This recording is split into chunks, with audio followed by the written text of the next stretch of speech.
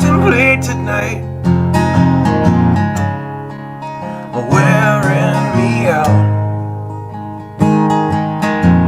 Well, maybe tomorrow the world will wake and get it right,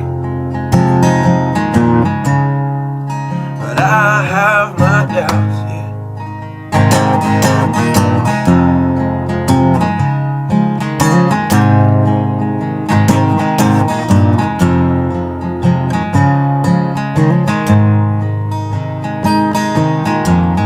During the day, well, I design machines of war that scream through the sky. 'Cause I, for one, I like to go to bed free at night, under these stars and stripes. And I have my doubts that we're coming out. Yes, I have my doubts, and I have my doubts that we'll make it back out. Yes, I have my doubts, but they'll wind you up and pull the cord until you're spun right out. And I don't understand. Roll the dice and raise the price to feed the machine's mouth. Call it the progress of man. And I have my doubts that we're coming out. Yes, I have my doubts, and I have my doubts that we'll make it back out. I have my doubts, so I'll drink my stuff and raise some hell and shoot my guns to the end of my time. You can have the booze and go to hell and take the guns, but I know they won't be mine.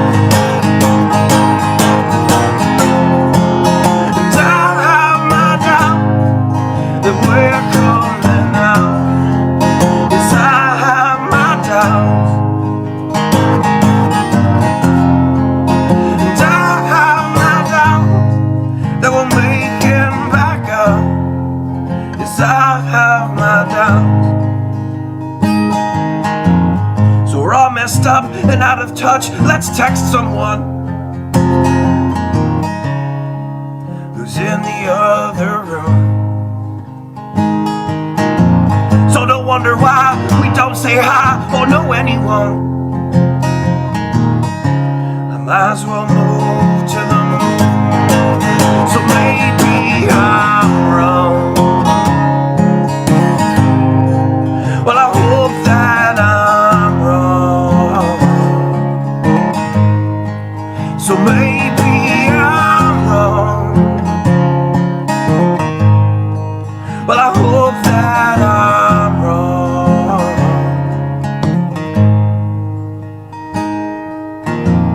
Well, the things I think, well, I lie awake and contemplate at night, wearing me out.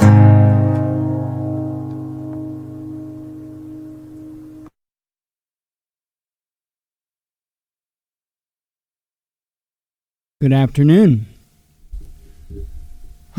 So you noticed I had a little bit of a different title for the show today. We're going to spend a good part of the day on a bit of a different show. So for those usual people that are here, just bear with us. This is a topic that I have been very passionate about. I've been very passionate about it for much longer than you probably know, aside from me telling you.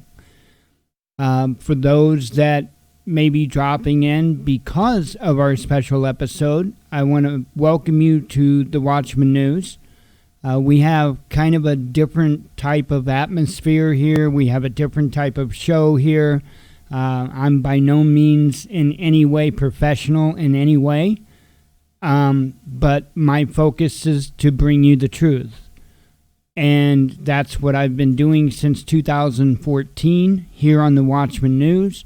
And I had been advocating for electronic cigarettes since around 2009. So, been a long time. This battle that we are currently fighting is a doozy, to say the least. Whether or not we can overcome it, well, quite frankly, that depends on what we do. Totally depends on what we do. We can just accept it and take the beating, so to speak, or we can change it. You know, and I'm not necessarily calling for revolution here, but the straw that broke the camel's back with the founding fathers was a tax on tea. A tax on tea. Let's not mince any words here. Let's not play games. Okay? They are literally sending people to their death. A slow, painful death of lung cancer. That is exactly what they're doing. Not mincing words, not extrapolating, not expanding or compounding upon the problem. That is exactly what they are doing. Exactly. So, we're going to do things a little bit different today. We're going to kind of do things a little out of order.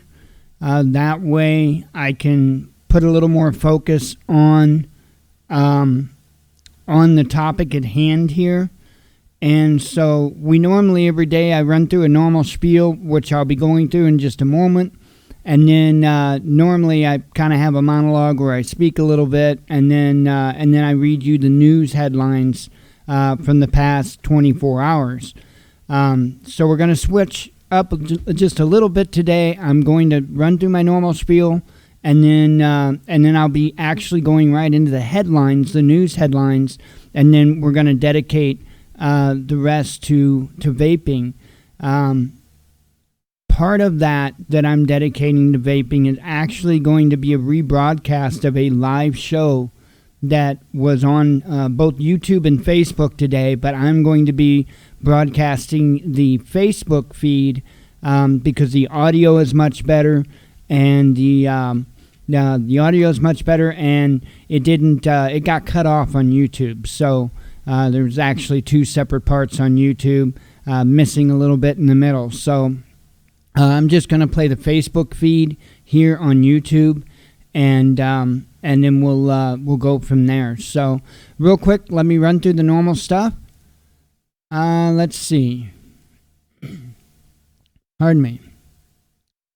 Okay, Amazon affiliate. We are at $91.73. So that will zero out tomorrow, actually. That'll go back to zero. So, but anyway, again, thank you. Thank you all very, very much.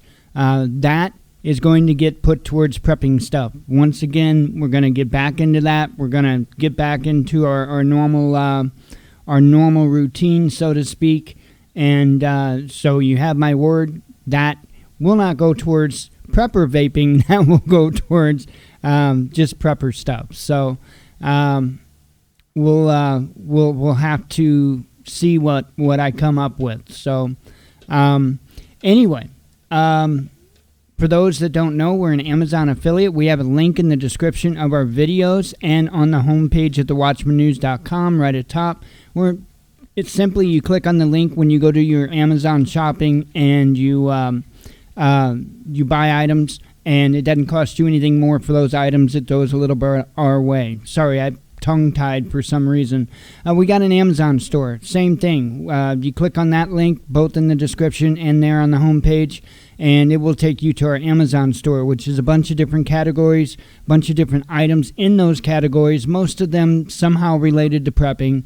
And once again, doesn't cost you anything more, and it throws a little bit our way.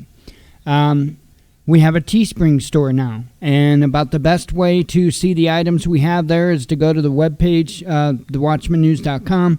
Just scroll down on the homepage. Right now, those are the 3 items we have. We have our logo shirt with our slogan. And then we have 2 different versions of I Vape, I Vote. And so, again, you can get there from the homepage is probably the best way. I will be adding more designs as time goes on. I actually started the Teespring thing so that I could get the I Vape, I Vote up there. And I already had wanted to get our logo on a shirt in a much better way than what I can personally do it with our merchandise business. And so I think Teespring will be suitable for that. So I was actually, right as the show was starting, I was actually trying to place an order. What we got from Teespring for the sales that we've made, I'm actually giving right back to them, and and I want to see the quality of their gear. I want to see it firsthand. So that's what I was in the process of doing. Something went awry, so I have to do it over again here momentarily. But anyway, that is our Teespring store. We also have a donate link. That is in the description of the videos. Or you can go to thewatchmannews.com and click the donate button right there. That's our PayPal donation page. You don't have to have a PayPal account. It does give you this error every once in a while. Probably because I was logged in. See, I'm logged in. Anyway, you don't have to have a debit or a credit card. You can do it as a guest. And let's see. Oh, I always let people know it says Transforming Disabilities up top. That is us. And we'll also say Purpose the Watchman News donation. Sorry, I'm just like absolutely scatterbrained. But anyway, I've had a lot on my mind, folks. This past week and a half has been insane. It really, truly has been insane. It's hard for me to sleep. It's nuts. It's nuts. But anyway, the reason why it erred on me is because I'm actually logged in. So anyway, let me go ahead and get that cleared off of there. Let me run through the headlines real quick, and then we'll continue on. So I can stay focused on the topic at hand. And it will also be a good time if anybody's got any questions about vaping. I'll be more than happy to answer them. Let me have a sip of coffee here, and we'll run through some headlines. Okay, 40 inches of snow, northwest U.S. hit by unprecedented winter storm in September. Montana declares emergency. Of course, I'm sure you all know about the snowstorm that went through, and it's insane. It's insane. I know social media was just littered with all kinds of crazy pictures. So, this goes just to what I've been saying. We are experiencing changes in our weather. Now, it's not, as I've said, it's not because of cow farts and too much Aquanet in the 80s, okay? This is something entirely different. This is pole shift. Okay, it's a combination of pole shift and other cycles that are coming together. We're going to be heading into a mini ice age. That is no joke. That is the real deal. And we are starting to see the effects of that, right? We're not the only ones, though, which is indicated by the next headline. Record monsoon and floods kill nearly 150 across India. I'm telling you, and you're going to see it. This coming year is when it's going to be a complete eye-opener. Believe me on that. Going to be a complete eye-opener this coming year. No force can stop China. Beijing shows off hypersonic missiles and stealth drones at 70th National Day Parade. Peru at boiling point. Army and police side with president in standoff against parliament. Now, I'm telling you, folks, you're going to see in the headlines that people around the world have had enough. Around the world, people have had enough. And I hope to hell that we, the people here in the United States, have had enough too. I really do. And I really, honestly, I can't see a more important cause other than, say, the Second Amendment for people to stand up and say, oh, no, no. If you're going to go this route, you're done. Goodbye. And I really don't. Vaping, to me, is that important. And we'll get into that. But you're going to see headlines like this throughout the headlines today. A little creepy, Russian company starts mass production of humanoid robots that can look like you. So there you go. Anybody that's extremely stuck on themselves, you can go to Russia, get a robot that looks, talks, acts like you, and, double you. Let's see. I decide whether to accept and I say no, says Indian foreign minister on Trump's mediation offer. Jaw-clenching moment. A Taiwan bridge with oil tanker attempting to cross it collapses, caught on video. I know I didn't text you back. Sorry about that. That is what you were referring to in your text. And no, I have not seen that. I guess we'll take a moment here and we'll see it. I haven't had a chance to see the video here.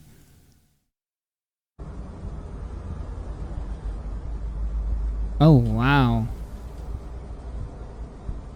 Wow. That's crazy. It says 6 people trapped. Wow. That's insane. Let's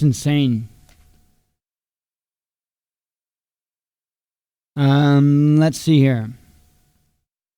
Cop swoop on UK Parliament as man pours petrol on himself, gasoline. You're also seeing a rise in these types of incidents, especially here in the United States. Okay, these are signs.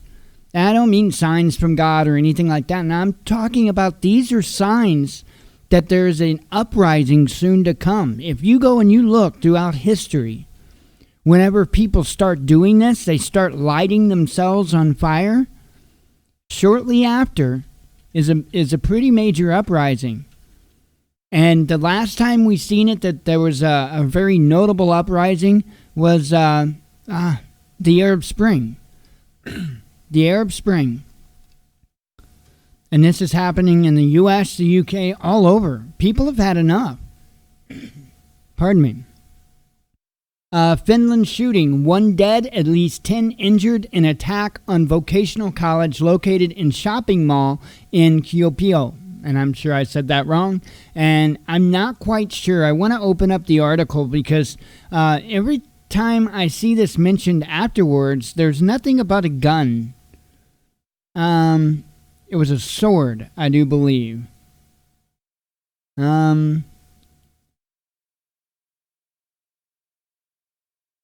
Okay, yeah.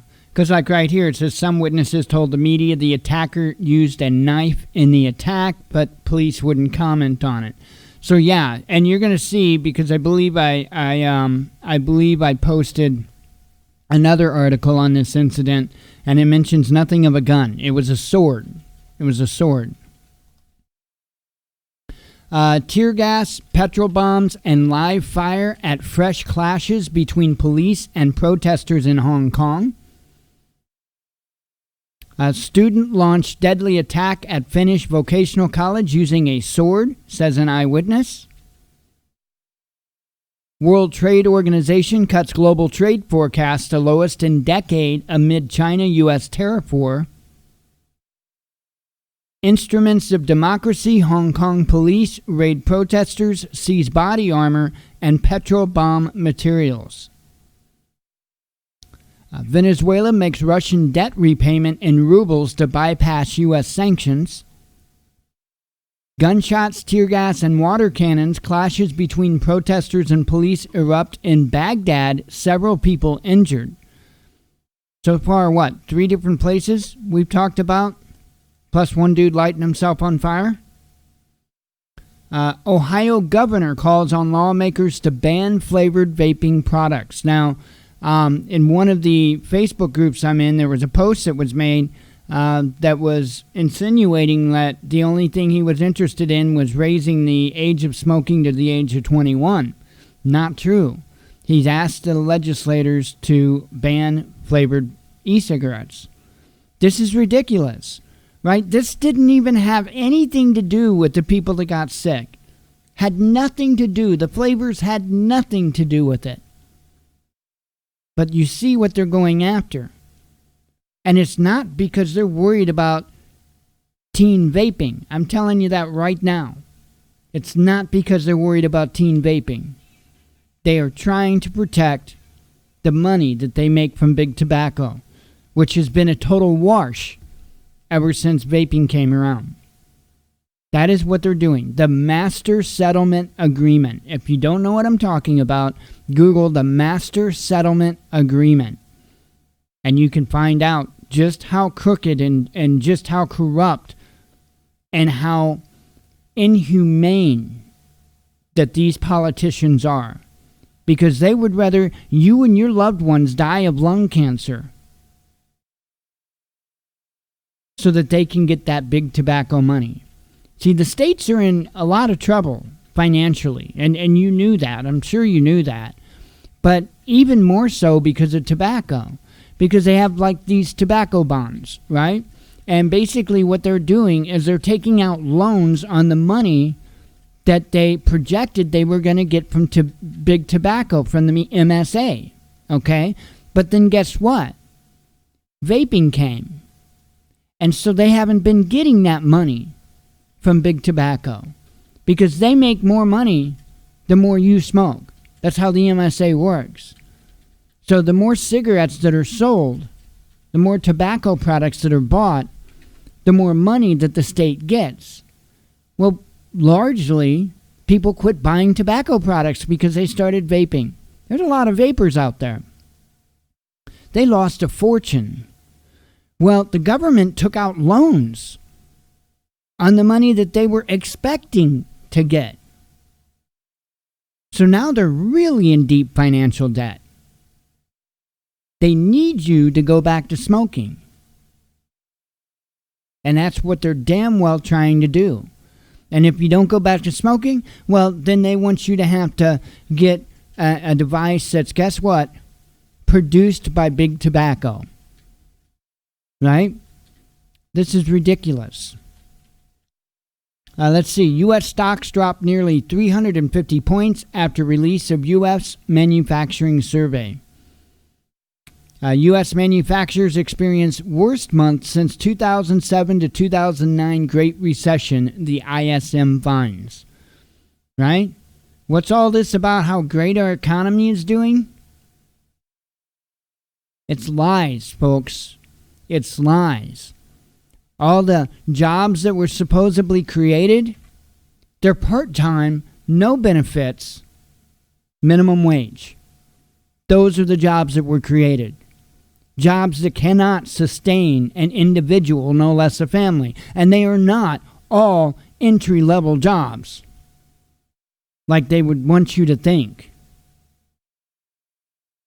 And then we're going to wipe out the electronic cigarette industry, which is going to put between 100 and 200,000 more people out of work and close the doors on over 14,000 businesses. Yeah, we're making America great again. We sure the hell are. Ensuring that our citizens die a slow, painful death of lung cancer. Yeah, we're making it great. We're making it great.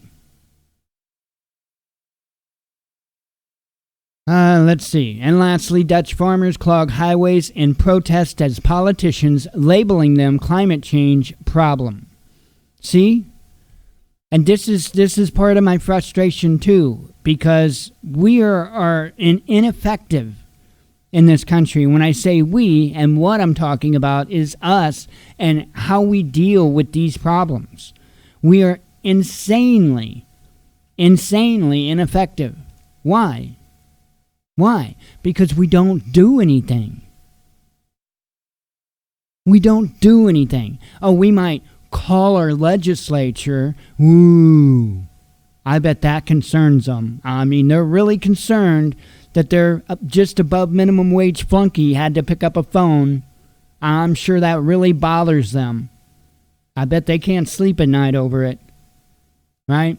Or we'll sign a petition that they'll never actually even look at. Right? Or send an email that they'll never see, but you'll get this fancy form letter back. How nice of them. It is ineffective. We have to stop with this mindset and stop playing the game using the game pieces that they give us. One of the things that I had heard in response to my suggestion of going and literally camping at the state capitals, one of the things that came back to me was going on about, yeah, but getting the permits.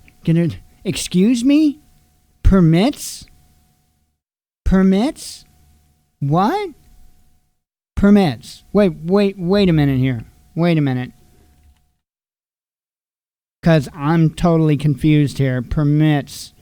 Congress shall make no law respecting an establishment of religion or prohibiting the free exercise thereof, or abridging the freedom of speech, or of the press, or the right of the people to peaceably to assemble and to petition the government for redress of grievances.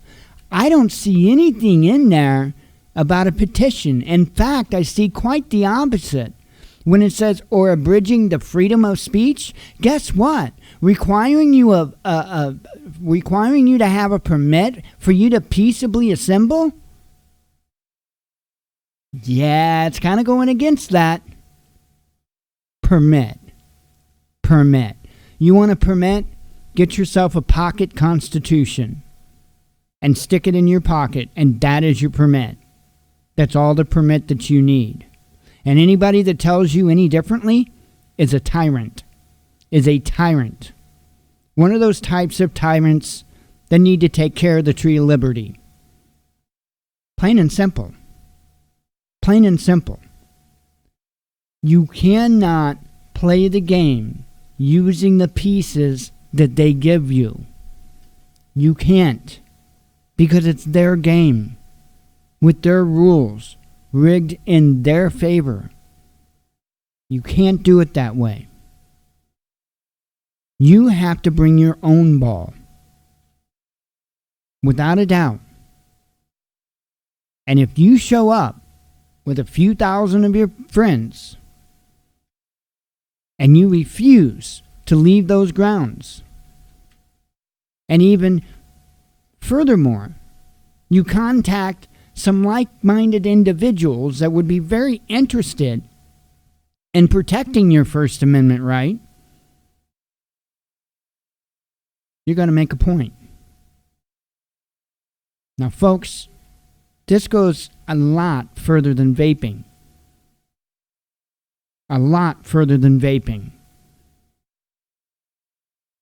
The amount of ways that we have been under attack in this country. Can't even count them. You can't even count them. Folks, you can't take a shower. You can't eat food. You can't drink a beverage without being poisoned. That's no exaggeration. You cannot do these simple everyday life things without them introducing some types of toxins into your life. You can't do it. Not unless you raise your own food and you make your own soaps and whatever. That's the only way you can escape it. Now, when it comes to this, I mentioned earlier, this FDA-approved electronic cigarette, although they won't use those particular words to describe it, but that's what it is. When you look at the ingredient list, It's just unbelievable. I think it's called ICQS or something like that. Let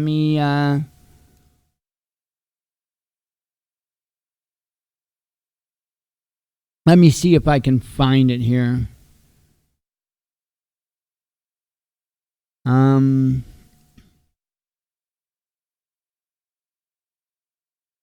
I can't remember the name of this stupid thing. Oh, IQOS maybe? That might be it. Yeah. Hang on. But this might have had what I was going to talk about.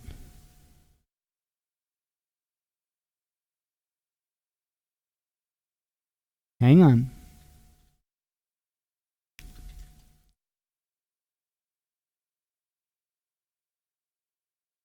Let me pull it up here.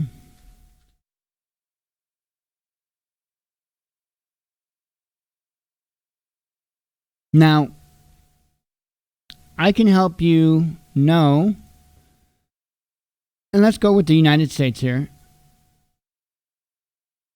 I can help you know what is in, well, I guess you can't. We'll go to the United Kingdom. Oh, wait a minute.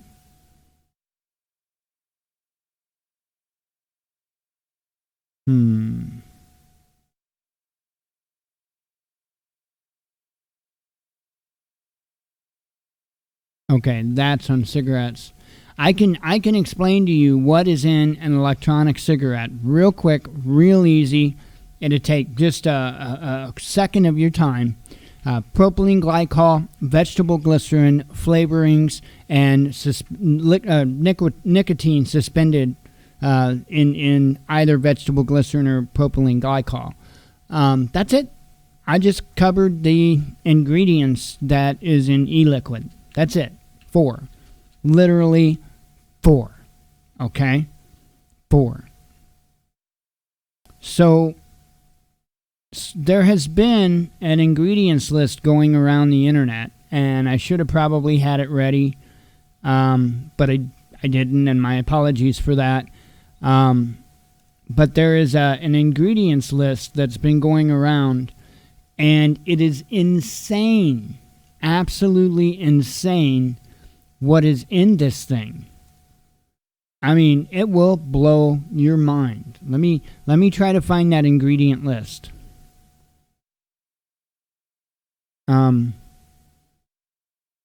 think there was like pictures of it, and that I might be able to recognize a little quicker. I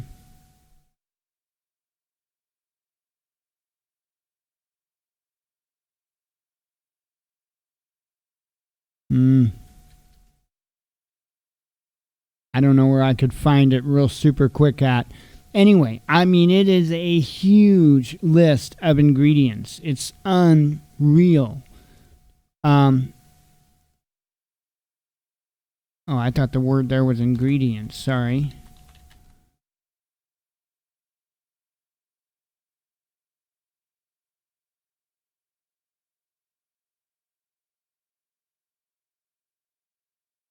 I think I'm looking up the wrong thing. Hang on. Bear with me. I should have had this I should have had this up.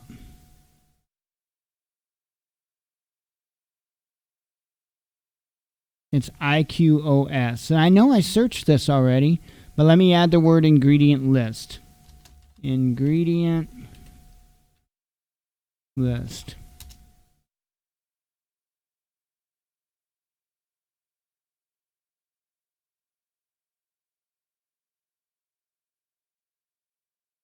$53 compounds.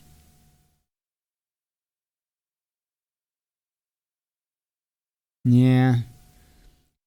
Now I'm not going to be able to find it real quick and easy. Anyway, there is a huge ingredient list of chemicals that you can't even pronounce. Okay? Now, that is supposed to be safer and FDA approved, right? But you can't have what's in in our liquid that's got 4 ingredients, right? It's insane. It is insane.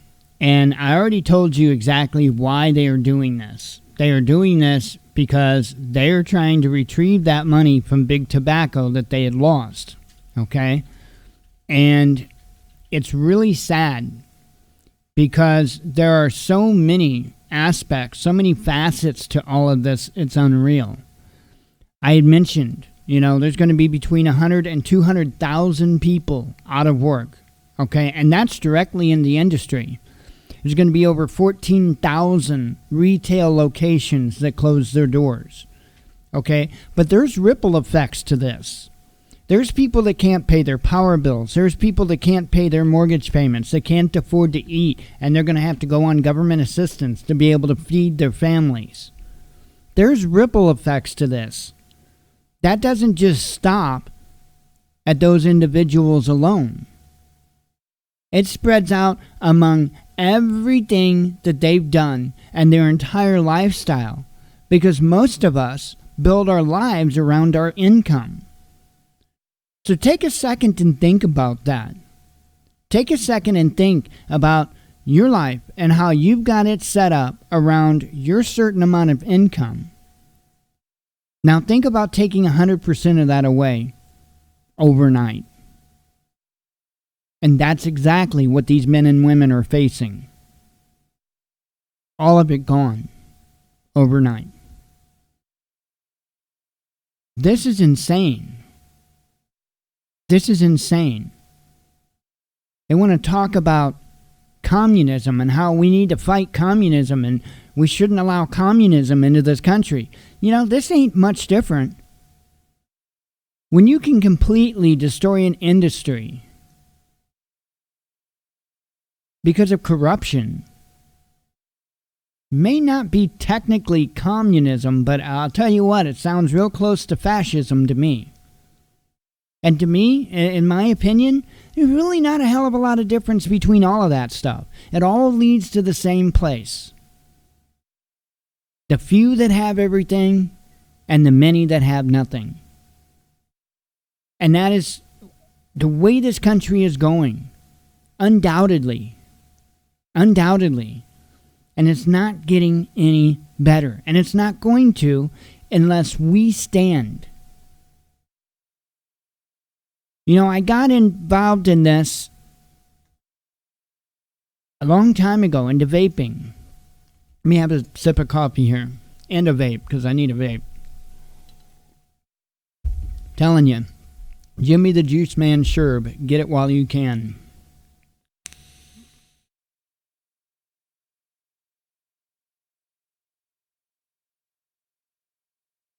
Speaking of that, I figured out how to rebuild my coils today. That's good news. On the Orion Plus, if anybody's wondering, I have figured out how to rebuild those coils. So, anyway, I got into vaping right 2009. I think it was very end of 2018. 2008. I got into it because, as many people know, I'm a prepper. If you're not used to the Watchman news, I'm a prepper. You're a prepper. You want to be a prepper too. A lot of us are preppers. And so that's why I got into vaping to begin with. Because when I heard about electronic cigarettes through a friend of mine that actually let me take a few puffs off his, and I was like impressed. And I asked him like 1,000,000 times, does that really help your nicotine cravings? And to be honest, I didn't believe him until I got one. But the biggest push for me to get into it initially was because I saw that not only as a good item, like the balloon goes up, shit hits the fan, it's a great item to have, right? You can still get your nicotine while everybody else that's still on the cancer sticks, are trying to bust the glass to get into 7-Eleven to get their, final packs of cigarettes. So I thought that's an incredible way to defeat that nicotine addiction. And in addition to that, that's why I had addition on my mind. In addition to that, you can stockpile a whole lot of DIY vaping stuff in a very small amount of room. You most certainly can. And then, just to make it a little bit sweeter, it makes an incredible barter item. One of the things that is definitely not going to go out of style in an SHTF situation are going to be things like nicotine, drugs, and alcohol. In fact, you're going to see the demand for that kind of stuff go through the roof. So if you can provide people with a nicotine fix and battery recharges via solar or however you're set up, you're going to be king of your block, right? So I had all of these things in mind when I initially got into vaping. Well, after I was vaping for a little while, I could start breathing better, I could start smelling better, food tasted better. And, the more I did it, it was like, wow, this is truly a lifesaver for people. And I kept hearing these stories from individuals about, how they were in poor health and they started vaping, their lungs and stuff were just shot. And they started vaping. And while they may not have reversed a lot of the damage that they've done over the years of smoking, they weren't making it any worse. And that was a big wake-up call. And so then I started advocating for vaping for the mere fact that it saves lives. Tobacco harm reduction. And that's why myself and many other people really started pushing and really started doing what we could to educate individuals about what it was and how to choose a device. Because that's important.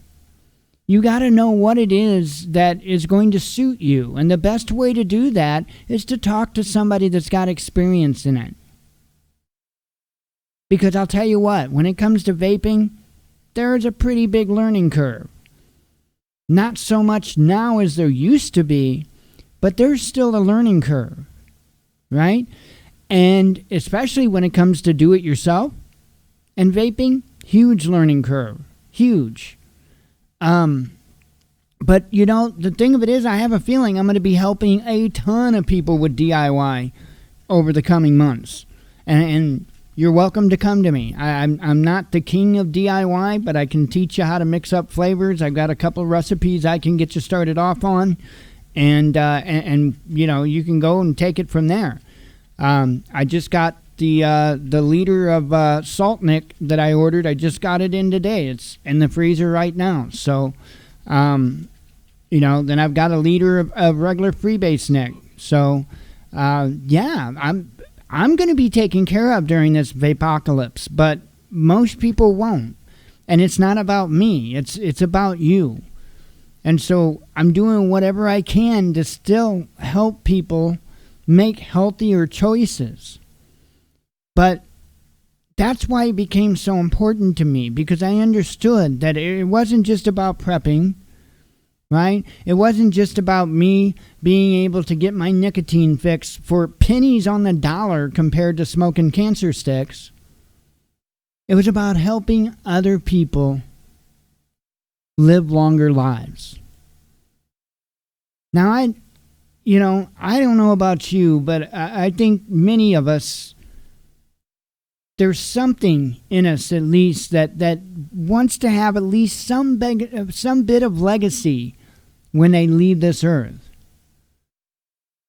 I want to be able to say that I truly helped people. That's what I want. I want to be able to say that I helped people. Whether it be I helped them because I brought them the truth of things that you wouldn't know by flipping on the television, or whether it be with vaping and now you won't have to be on oxygen in the next 5 years. I've always wanted to do that. I've always wanted to help make people's lives better. So it's been a long road. 10 years. It's been a long road. And we knew that this day was coming. We honestly, truly did. Because they've been out after us from the very beginning. But I've got a video that I want to play for you. And I'm going to have to crank the volume up on it because it's not... Hang on. I did have it actually up there and ready to go, but yeah, that didn't work out real well. So anyway, this video was aired today it was on Phil Broussardo's personal Facebook page as well as the P. Broussardo YouTube channel. And I think he has re-uploaded it since. So I don't know. But as you can tell, it is a rather lengthy video. But folks, if you have an interest in vaping, this video is worth it. And I'm going to tell you right now, there are parts in this video where they take the gloves off. Right? You're talking about people that have built an entire lives around this industry that is being literally ripped out from underneath of them. The business that they're located at, Flavor Art, right? Flavor Art North America. They literally, I remember when I very first started DIY. Flavor Art was a couple of the flavors I got, and let me tell you what, oh my God, their classic vanilla and their orange, to die for. And they've got a ton more flavors now than what they did then. But I can remember when they were in the flavor business, actually before they will be talking about how they've actually designed their business around vaping. That's the direction that they took their business. I can remember from before then. Before there was a Flavor Art North America. If you wanted their flavorings, either you had to find somebody, a distributor in the U.S. that just happened to have it, or you had to order it from, I think it was France, or Italy. Italy. Right? And in fact, that's why a lot of my recipes didn't have Flavor Art in them. Because when I initially started making recipes, I would have had to order the flavorings from Italy. So, just a little bit of an inside information there. But I'm actually going to be working on a few flavors here, hopefully relatively soon. And I think I'm going to go with Flavor Art for some of the flavorings for that, because they do have really top-notch flavors. But anyway, that's the location they're at. That particular location is actually up in Canada. And so they're there kind of discussing this whole situation. Lots of information in here, lots of advocacy in here. And again, sometimes in this video they take the gloves off, and they damn well should. I'm not playing games when I say we need to get the pitchforks and the torches out. I'm not playing around. Right? You're talking about somebody that, due to corrupt court systems, hasn't seen their own children since 2014. I haven't even seen my two younger boys since 2014 because of a corrupt court system with a corrupt agenda. Okay? I've sat here and I've watched this government do the most insane stuff to its own citizens. And guess who pays for them to operate to do that? You do. You do. If this isn't the height of insanity, I don't know what is. I really, truly do not know what is. It is the height of insanity. And it's like we just keep doing it and doing it and doing it. Anyway, let me play this video, and we'll go from there. Again, I think he has uploaded it on his YouTube channel since, so you can find it on the P. Broussardo channel on YouTube, and also on Facebook if you happen to be friends with him or following his account on Facebook. So anyway, here you go. I'm going to adjust the volume to get it right here, so bear with me while I do that. Once again, we're having issues with the removal. I can try dropping it down to 360 again. No, is the video not good? The video's okay, the audio sucks. Well, we'll let it run, and if you don't like it, we'll just replace it with a Facebook video. Alright. And we can edit it out. Good morning, Brandon. Can everybody hear us good on Facebook? Good. We just have to speak up a little bit. Richard, you need to come over here with us as well, too. Oh, I was. So get in the middle, get in between Sean. Yeah, unplug that real quick, and then we'll plug it from the back. Move the chairs. So we can get started. I'll sit. Good morning, Michelle. Okay, you get in there and I'll sit next to you. Yeah, perfect. There you go. Now you can plug it in. Okay. Come a little bit this way. We got more room. There we go. Pull Richard in. Little Richard. Little Richard. Pull Phil. Come. Actually, I can be seen here. I'm good. No, not a nudist camera. Yeah. I wonder if I can move the camera with this. Let's see. Nope. Hey, Don. Yeah, we'll be in Tampa, buddy. For a little bit, at least.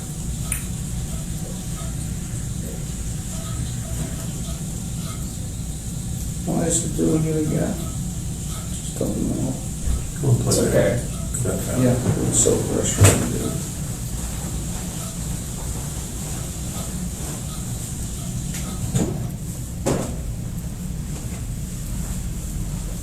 He's coming. Yeah, it looks like we're on. Okay. Just need to move the camera towards you a little bit, buddy. It's okay, as long as the star is in the shot. That's what You are the star. That's what really matters. There we go. Okay.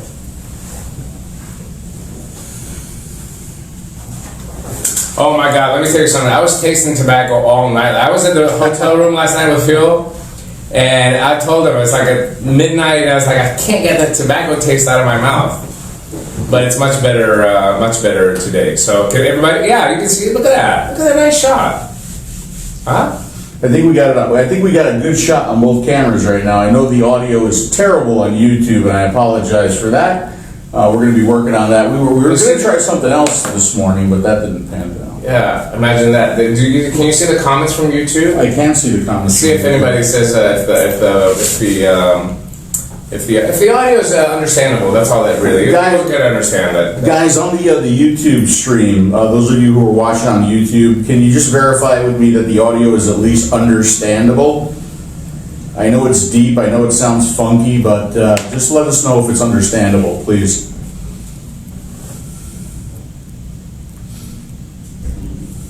Just a little poppy. We can handle the audio. Okay, I appreciate that, guys. Thank you. Okay. Okay, we're understandable? We're understandable. Good. Well, before we get started, I want to say good luck to everybody that's in Ohio right now. Outside the state capitol, having a rally. Congratulations to everybody that showed up to fight for their rights. We wish you best of luck. Ohio is a big vape state in general. A lot of vape shops and a lot of industry there, a lot of jobs that are dependent on the vapor industry, and most importantly, a lot of consumers that are dependent on these shops to get their products to stay off cigarettes. So good luck to everybody in Ohio today, and I know there's a rally being planned for Michigan this week as well too. Good luck to everybody that shows up there, and continue to fight for your right to vape and to sell these products, these legal products, no matter what the government is telling you or the fake news media. All right. Phil. Me and Phil are in Flavor Art North America up here in Canada. We're joined by the President, Sean Casey, and the Vice President, Mr. Richard Hong. Better known as Chen Ping Wang in the Legal Vape 4000. You know, considering all your success here at Flavor Art, are you excited about the fact, or are you disappointed about the fact that you will probably be better known in the vaping industry as Chen Ping Wang for the Illegal Vape 4000 videos? I aspire every day to only known as Chen Ping Wang. It's kind of like me known for Pink. Pink has that effect on people. Like, no matter what you do in this industry, you'll be known for... Question is, can you move back? Yeah, Can you go back? Yeah, to Shenzhen. regress? Anytime. And I hope to do another video in the future. It's always hard to get to the fun stuff these days. but I hope you do reprise your role as Chen Ping Wang. And I don't want to hear Dimitri's comments about pink, because can you please tell everybody the color of Dimitri's shirt today? Salmon colored. Yeah, Thank you very much. In all seriousness, we want to, we're going to be traveling, so we can't do the Smoker Show live today. So we wanted to do the Smoker Show because we are here for a Smoker Show mission. But we found the same opportunity to discuss a little bit the current affairs with Sean.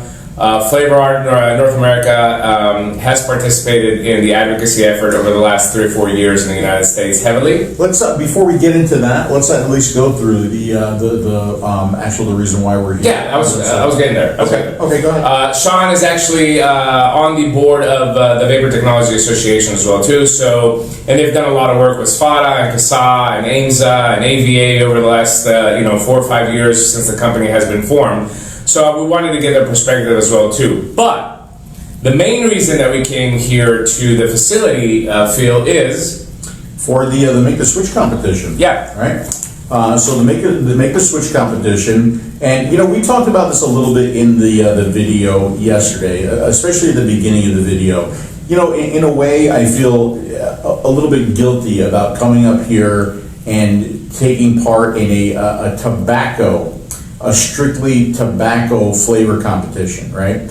But let's be very, very clear that this competition was put in place well before all of the nonsense that's going on in the United States, before all these flavor bans. So it has nothing to do with that. It just happens to be really bad timing, right? Just really, really bad timing. But when we heard about the Make the Switch competition and the goal behind the competition, we thought it a very, very important thing, because the goal behind the competition was to come up with, to engage the DIY community, the do-it-yourselfer community, those folks that make their own e-liquids, to engage that community and come up with 2 flavors. One a flavored tobacco and one just a standard tobacco, something that tasted as much as a cigarette as you could possibly do. Obviously working specifically with and only Flavor Art flavorings.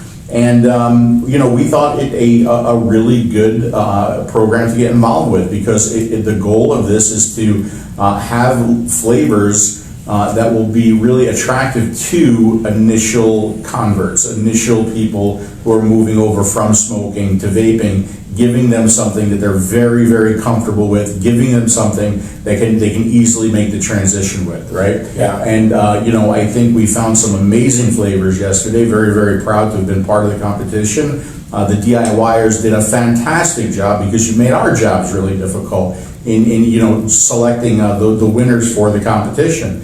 But but we also know that in this world, we know that flavors are also important.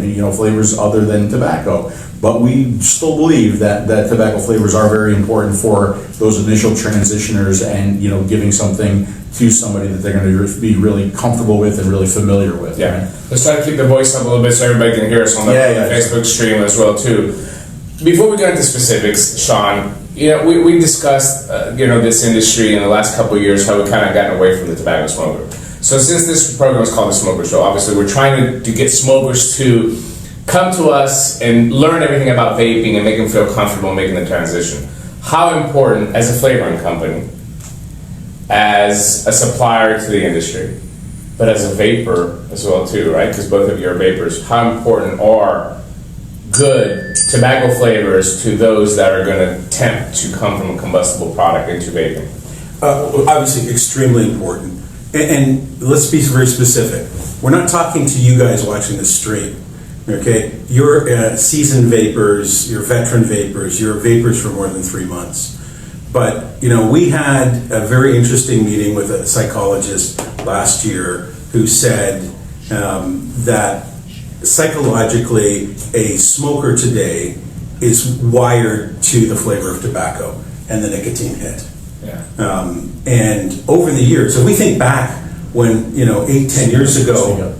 8-10 years ago, when we got off of cigarettes, we used things like DK Town. Okay, some of the most popular brands when we look back in the old days, Boba Bounty, okay, all of those, they were tobacco vapes, and then they became deserty tobacco vapes. And the psychologist said to us, "Hey guys, you need to understand, a diehard smoker's brain is wired to the flavor of tobacco. They'll quickly, as they develop their flavor palette and tastes again, want to switch off of that. Sure. Okay, but initially, that first vape, can I switch?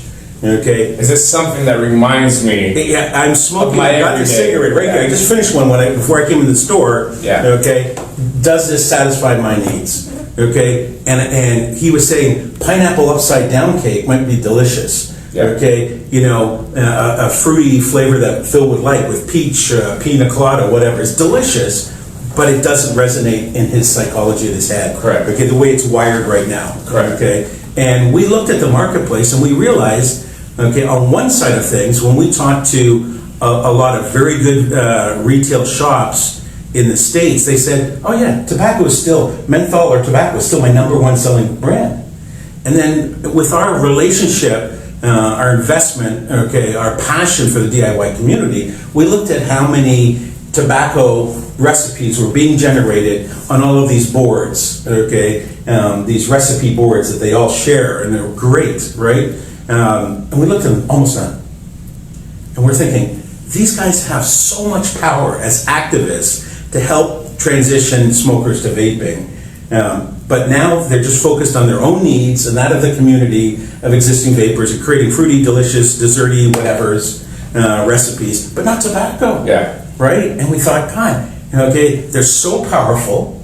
There's so many of them. There's way more DIYers than anybody imagines out there. It's such a strong, community. Like, it really still is that community that we used to be part of. Yes, The vaping yes, industry. yes. That DIY community is still that thing. Yeah. Right? They still help each other. They're still Yeah. working together because they have no greed and commercial interest. Yeah. Right? They're just trying to help people get off smoking. So we're thinking, God, if we could just help them start working on tobacco vapes again.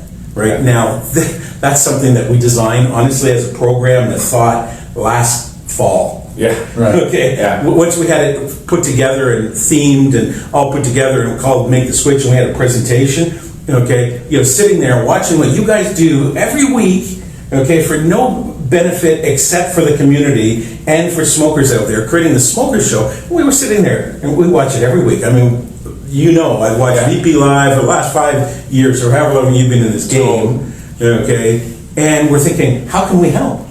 Right? So we thought we'd bring it to you guys. And obviously we have a mutual relationship and friendship with Anakin, Yeah. right? Okay, so we mutually brought it to them. And they were, like always, God bless, okay, George and his crew, Paul and Tao and Kathy, over there in China, they're like, yeah, 100%, right? Yes, 100%. It didn't even they didn't even have to think about it, okay? And they jumped in. So we believed this program would give them an opportunity, okay, to stimulate a DIYer's thing to say, I can make a great tobacco. I can mix it up for $1 a bottle, $2 a bottle, whatever it costs for DIY. And you know what? Maybe if I give that to my aunt, okay, I've been trying to get her off. Okay, and I gave her pineapple, and I gave her apple, and I gave her cherry, and then I gave her strawberry, and she's still smoking. What the fuck is the problem? Yeah. Is it the device? Yeah. Yeah. No, her brain's wired to tobacco. Okay, you don't like it. Okay, but she doesn't understand. Okay, mentholated peach green tea. Yeah. You know what I mean? Doesn't understand that. So, Richard, let me ask you: do you think that without coming off too harsh, but we can all agree that in the last 2 years, the vape shops that have done a poor job of catering to new customers? Yeah, I don't feel like that needs to be news to anybody. Yeah. I think that the biggest, I'm going to try to be as nice as possible. Sure. I'm not, but I think the biggest flaw of vapors, and I'm generalizing here, this is not everybody, but I think the biggest flaw of vapors was that we forgot what it felt like to be a smoker. We forgot the troubles that we all went through to quit smoking, and the difficulties and the stigma, and we assumed this brand new identity, and rightfully so, but we kind of turned our backs on smokers. Can you share the stream from your phone? And many of us entrepreneurs opened up shops, and we preached this culture of vaping, but we never looked in the rearview mirror and saw who we were leaving behind. And because we were vapors, we're hobbyists at this point. And hobbyists are always about the newest tech, the newest equipment, the newest trend of our hobby. But we forgot that without new hobbyists joining our cause or our crew, that the interest would be gone, that we would lose power. And I think as a whole, we forgot about that. We forgot what it was to be a true advocate of vaping. Going back as many years, especially in Canada, who is historically years behind the US, I remember my very first electronic cigarette, and I was immediately going up to everybody saying, "You got to try this. Oh, are you smoking? Here, hit my vape and do this and try this, and this is how it works." And that passion, generally, we vapors forgot about that passion. We forgot about how important it was for us to offer this to smokers, and we just categorize ourselves as we're vapors now, and we care about ourselves and our community. But what about everyone that was not able to access this or didn't know the truth, especially with all the negative media? Yeah, the second part of my question, where I was going with is do you think that the DIYers are kind of picking up that slack? Oh, kind of picking up the slack of, well, if you're going to go to a vape store, and listen, I know that there's good vape stores out there. I'm not discrediting every store that's out there. I know that there's still good places. But we're always talking about the majority. I cannot tell you, and nobody can dispute it, I think, in this room, that all of you have heard it. How many times we get a message that I went to a store and it didn't have a tobacco flavor, or it didn't have a tobacco flavor over 3 milligram, right? Do you think that the DIYers maybe are filling in that gap? Well, you went to the store, you didn't find, let me fix you something. Let me mix up something here that's a tobacco flavor at a higher nicotine that's going to be able to get you over that initial hump that we all need in order to make that full transition versus what the commercial market was doing. For sure. DIYers by nature are tinkerers, and there is a lot of pride in DIY. They DIY because they want to create things, they want to fill the gaps in the market, they want other people to recognize their skill set. And I think it's that innate pride and passion that makes them the strongest advocates to conversion that we have, because a DIYer will be the first to go to somebody and say, oh, don't go to the store and buy that commercial crap juice. Try something I made. Because selfishly, there's a recognition kind of ratio that they want recognized. Sure. And they embody that with trying to get as many people off cigarettes as possible, saying you did it on something that I created that wasn't available to you commercially.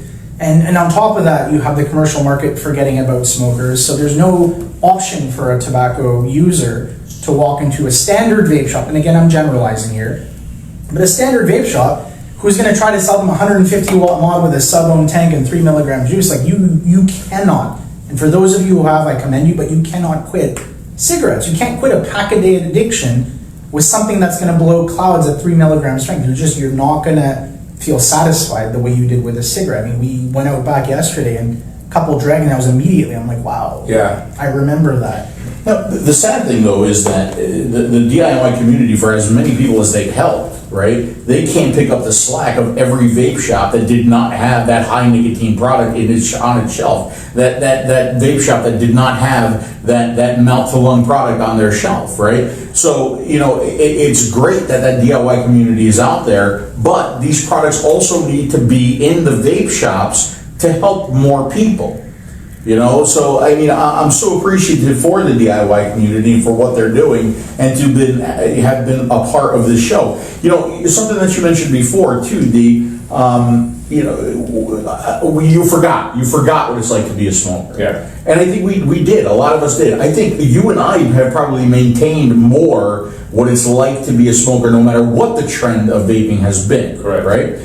But it was really interesting going in the back and having, if you guys watched it, we had a cigarette yesterday, right? We had a cigarette to, remember what that taste, what that experience was like before we came in and we judged the tobacco portion, just the cigarette portion, right, of the competition. And it's amazing how different it is from vaping. Yeah. Right? To me, it's not a pleasant experience anymore. But for that smoker, that's coming off that wants to make the transition as smoothly as possible with something that they really truly feel comfortable with, I think we achieved what we set out to do yesterday. I really appreciate what we did yesterday. It's not really what I didn't expect. I expected that experience with a cigarette. It was kind of an awakening as well too, that it reiterates what we've been saying. I know no matter what happens, I know we've been on the right side of history and on the right side of guidance. But I do, this might sound like bad advice, but I do advise some of you that have been vaping for a very long time, that have stores, to go and light up a cigarette. Just go and try it. That way you'll get a little bit more of understanding, especially if you've been vaping for 4 or 5 years, what smokers are looking for. And assure your business that you have products, hardware and liquids in your store to satisfy that feeling. Because in my opinion, a lot of you have forgotten it. So, and that's interesting too, because one of the things that we talk about in the Back to Basics seminar that we do, right? We talk about the evolution of vaping, right? And everybody here would agree that vaping has evolved since vaping day one. We've seen the mouth-to-lung devices. We've seen the rebuildable world. Then we started to see people drilling out their rebuildables. Then we saw the direct lung, and we saw the clouds, right? And we saw the lower nicotine, and then boom, 50 milligram salts and pods and everything. So, vaping has transitioned, and it has evolved, and it has changed. The one thing that has not changed or evolved at all is smoking, right? Not at all. It's exactly the same as it was when this whole thing started, when vaping started. So in reality, the needs of the smoker today are exactly the needs of the smoker back when vaping started, right? So it is important to understand what the needs of the smoker. Yeah, like back in 1940 when Phil was born. But the problem with this industry, Phil, and we all know this is where we all started in 808s or whatever, Cigalikes. That's where we all started at our level of where we go back to. Yeah. That's all there was. Yes. Right? There was Cigalinks. Right. And the experience was like that. And then we started morphing in the experience, to what we wanted it to be. Not what the smoker needed it to be. You're exactly right. Not what the smoker needed it to be, right? And not only what we needed it to be, but what the trend was. Yeah. This industry, and we started talking about that, this industry has a habit of forgetting about people. Not only the smoker, but people who vape too, right? Because now when you go to a vape event, what you're seeing is pods everywhere. And like small mouth-to-lung type devices. Yeah. Well, what about the direct lung people? Imagine that. We're now arguing for the direct to lung people, right? Or the restricted direct lung people. Who would have ever thought that, right? But we have people coming up to us at shows now going, man, they totally forgot about, us. They totally forgot about, the cloud chasers. Right? How ironic is that? All these years, Dimitri and I have been going to a show, and we've been vaping our K-Funds or mouth to lung, right? And everybody's looking at us like dinosaurs. And now you go to a vape show, and everybody's vaping how we were vaping back then, and they're forgetting everybody else, right? There always needs to be a balance. There needs to be a balance, but I wish that balance had been in play from day one. I wish that balance had maintained the course, and I wish we had never forgotten about the smoker. But I want to talk more about that, but I also want to talk more about the situation and what's going on in the United States right now. We need to transition. Just to close this chapter, though, we need to kind of recap. To make the switch, you can go to us.flavorart.com. That's FLAVOUART.com and get more information. There's a tab up there that says make the switch. You can click on it. You can see some of the early submissions. You can see now eventually the winners will be posted on there, and how these products will eventually make it to the commercial market as one shots for people that want to have a one shot in their staple of mixing. If they want to help their neighbor, their mom, their cousin, their friend transition, they can mix up a bottle of some good tobacco flavor and give it to them in a good mouth-to-lung setup, and then help them quit smoking. So congratulations to all the entrants. Thanks to Flavor Art for sponsoring, and of course Inikin for sponsoring this. I don't really want to call it competition. I want to call it more of a contribution of the DIYers in this stage of the Make the Switch program. And I think it was very, very successful. And I truly believe that me and Richard and Phil did a great job of narrowing down all these wonderful submissions into coming up with a couple of really, really fantastic pieces. I can tell you this, it was a very authentic experience. To have smoked a cigarette, had that ritual of that cigarette in your hand again. For me, over 10 years since I've had one in my hand, that's the first time I ever took a puff or I even held a cigarette.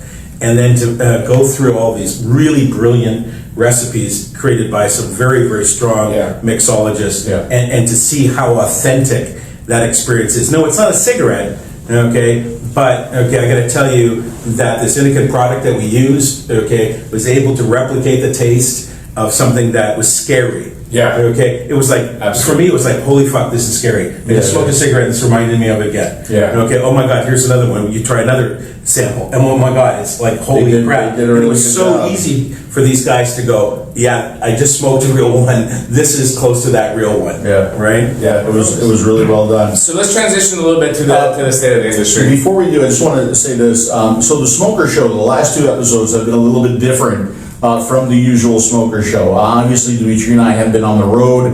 We are going to continue to be on the road. We're still going to try to bring you the Smoker Show every other Tuesday. We have other things planned in the future as well that will hopefully come to fruition. But we want you to know that the Smoker Show is not going anywhere, okay? No matter what's going on in the United States, the Smoker Show will not stop. Our resolve is strong. We are still going to work very, very hard on converting smokers to vapors. We know that this is life-saving technology. We know this has nothing to do with the illicit THC carts that are being tainted with oils and vitamin E acetate and now pesticides, from what I'm hearing. Okay, we know that that is them and this is us. And where we are, like Dimitri keeps saying, is on the right side of history, okay? So our efforts in this are not going to stop.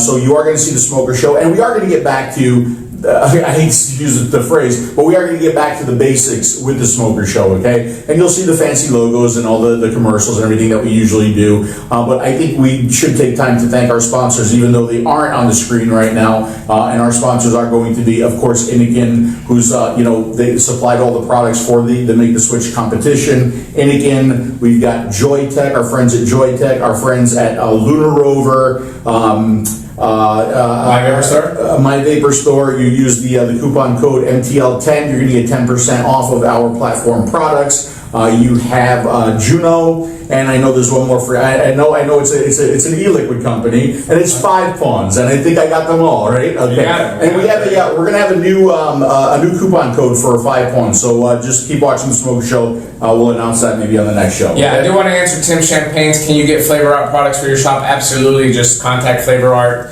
North America, or contact that guy right there in the middle, Mr. Richard Hong. He'll be able to help you. Mr. Tim Champagne, great stores down in Louisiana. A really interesting story here. I don't know if you guys know this, but actually, Sean approached me with the whole Flavor Art idea years ago, and he asked me to come and see. I could have been Vice President Flavor Art North America, and in which case maybe Richard would now be Dimitri's bitch. So like I could have been sitting here, right, and Richard would have been Dimitri's bitch. Talk to me. That's still good. For clarification, what he's saying is, if we were to reverse time, the audio would sound perfect. Wow. And I wouldn't have any shoe jokes either, so that would have taken away from my. All right, so we try to throw a little entertainment in there, so it's not boring for you guys all the time, and everybody's going through a lot of difficult times. So we should transition a little bit to some advocacy and transition to some of the state of affairs. And I think that we started losing the ball before this. I think this is the nail on the coffin for the industry, but I think looking back a couple of years ago, I saw a lot of mistakes in the industry. I saw Juul being promoted heavily in the stores.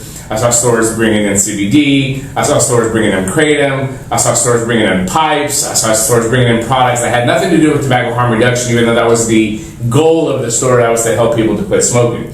And I think a lot of them started losing new customers, and they were trying to bring new products in to supplement their income. So from a business decision, I get it. But Sean, we saw this coming a long time ago. Sure. This is not today. So you being involved, having a board seat in the VTA, and being involved heavily in advocacy in various forms, including here in Canada with the work that you've done, this is not something people should just woke up, early October in the beds and said, "Oh, the government's screwing us." They've been trying to screw us for a long time. Absolutely. I mean, hey, listen, let's understand what we're doing here.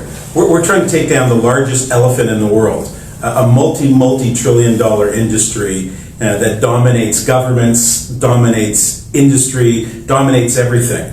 We're taking down the cigarette industry. That was never going to be easy, right?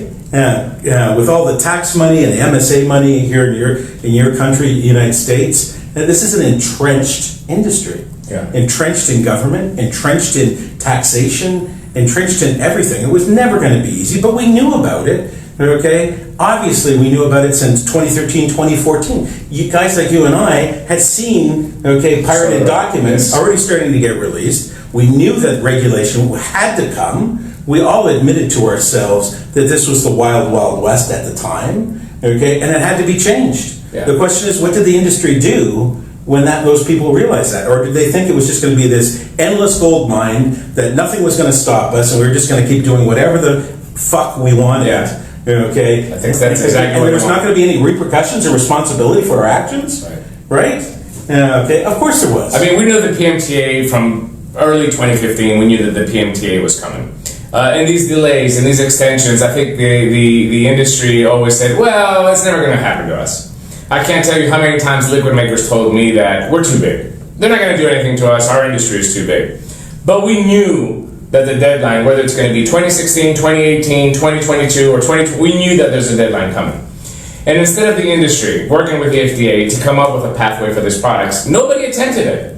Nobody attempted it. And I'm not even talking about the small manufacturers. I'm talking about the large manufacturers in this industry. Nobody said, well, let me begin the process in 2016 or 2017. Let me put forward a pathway, meet with the FDA and say, look, I'm doing work on my product. I'm doing toxicology, I'm doing some of the emissions, I'm doing some of the stuff that I can. Give me a pathway, let me make this product legitimate. And now we've reached the point where the deadline looms a couple months away, even if it is 2020, which I don't think it's going to be shorter than that. Now everybody's scrambling and saying where it's unfair. I agree it's unfair. Absolutely. But fairness is never taken into consideration when we're talking about a federal statute. As much as I hate what CDC just did, okay, and it's absolutely unethical. Okay, I think it's definitely hurting public health. Okay, but reality is something was going to happen at some point in time.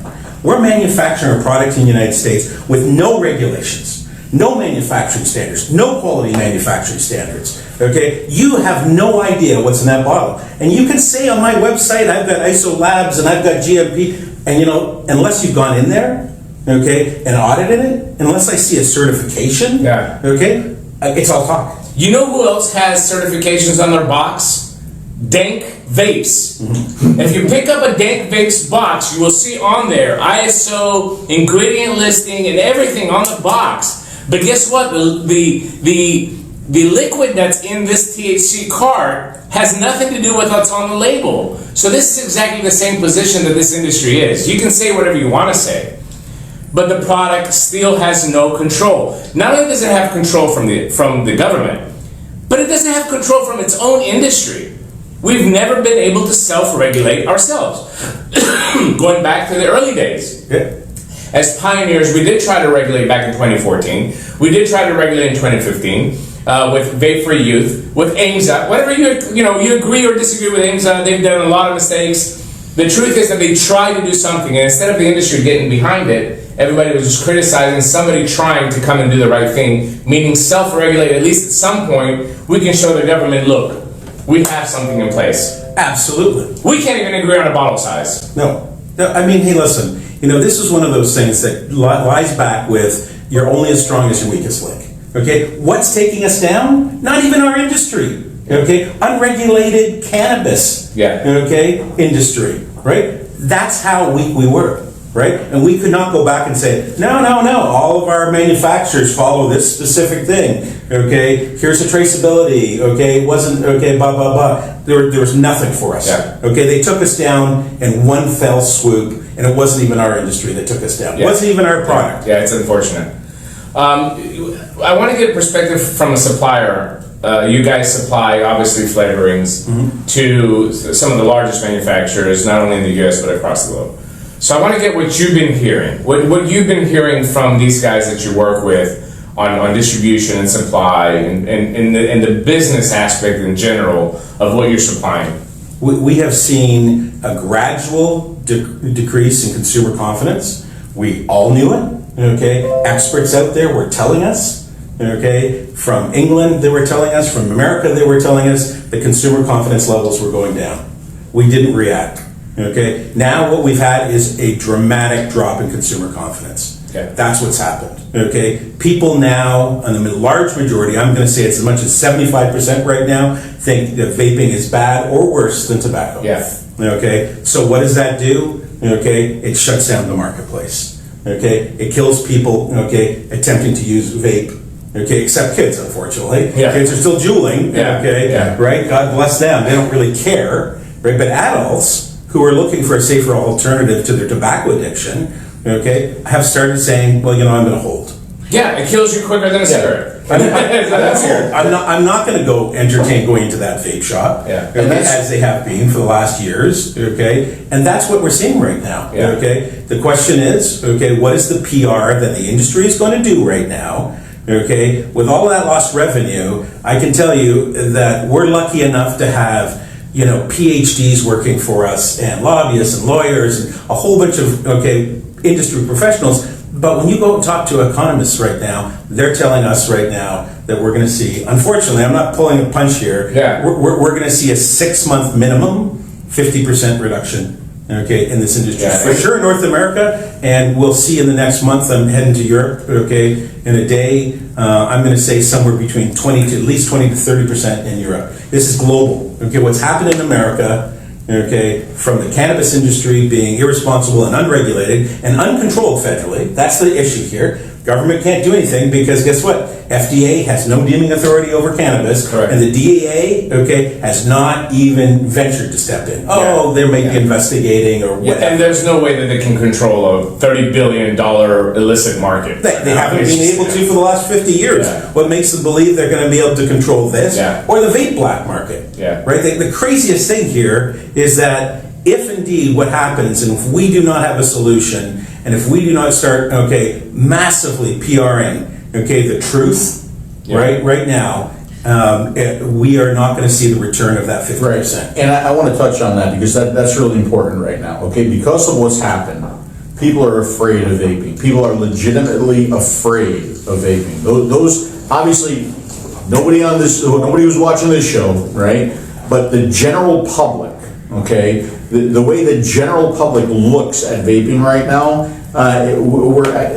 they don't want us. They're applauding everything that's going on, Yeah. right? So we need a massive, massive PR campaign to get public confidence back when it comes to vaping. Because let me tell you something, if all the PMTAs right now, if we weren't required to do a single PMTA, all right, if none of these bans were happening, if all of the vape shops were flourishing, if we can't get new people into those shops because they're scared of vaping, because they think vaping is going to kill them tomorrow while smoking is going to kill them 30 years from now, we're going to lose there too. Yeah. We're going to lose there too.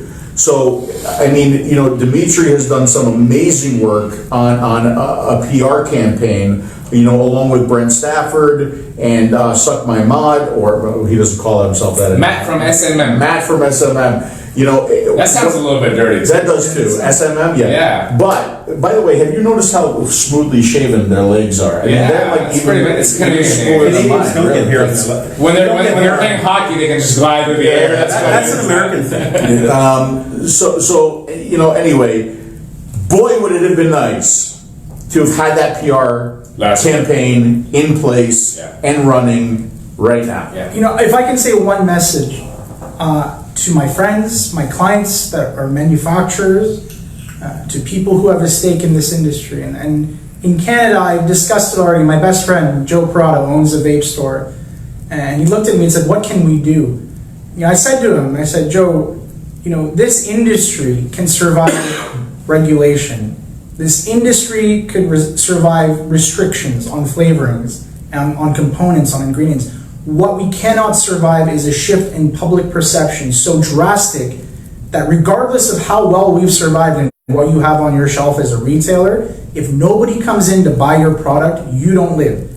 And I said the one thing that you can do, the one thing that I request now from my clients, my friends, is talk to somebody like Dimi about what we can do as an industry to come together and affect public perception. Because regardless of PMTA and bans and stuff, the industry could live at some point as long as there's product to sell and as long as there are people willing to try those products. But without customers, without smokers believing in vaping, we're dead. All of us are dead. There's nothing to change that. I think that we've set up this entire advocacy activism wrong since day one. I believe that the manufacturers should be under one umbrella. I think vape shop retailers should be under a different umbrella. We can't expect the vape shop to fund everything. We can't.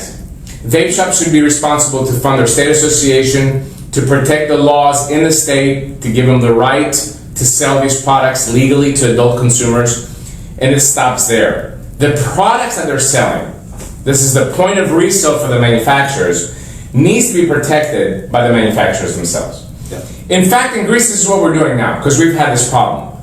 In Greece as well, too. We're splitting. We're making an association that's going to be just manufacturers, distributors, that can change public perception and raise what this product is, educate the public of the product that they're making, to give the confidence to the consumers to go to the shops, which is the point of resales where I distribute my products, for them to buy it and protect the retailers. I think what we've done here, for example, VTA is the same way. You have one shop that's a member, a Keystone member, that pays $250, and then you have a company that's in there that's paid $100,000 to be in that group.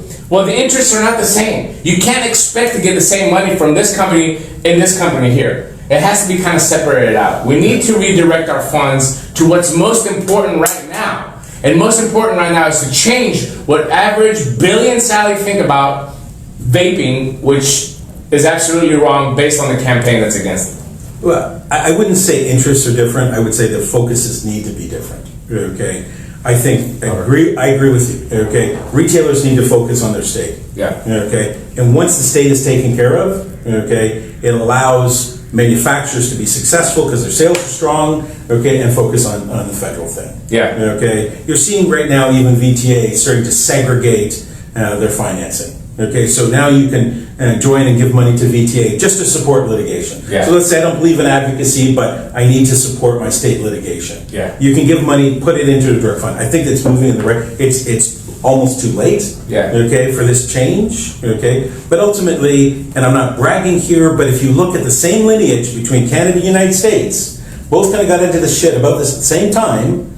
Okay, and you look at what happened. Okay, and how it was addressed. Okay. Canada achieved, okay, that vaping is not tobacco, right? And that was our pat line by our strongest advocates, girls like Maria, and people out there that have worked so hard as activists and advocates together, okay, to say vaping isn't smoking, right? And we drove that home, and we won that day. You know what? We're the first country in the world, okay, that changed their Tobacco Act and gave a regulatory framework specifically to vaping. Now it's restrictive. Okay, but livable.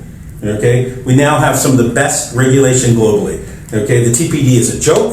Okay, it took away a lot of things and it didn't do the right things.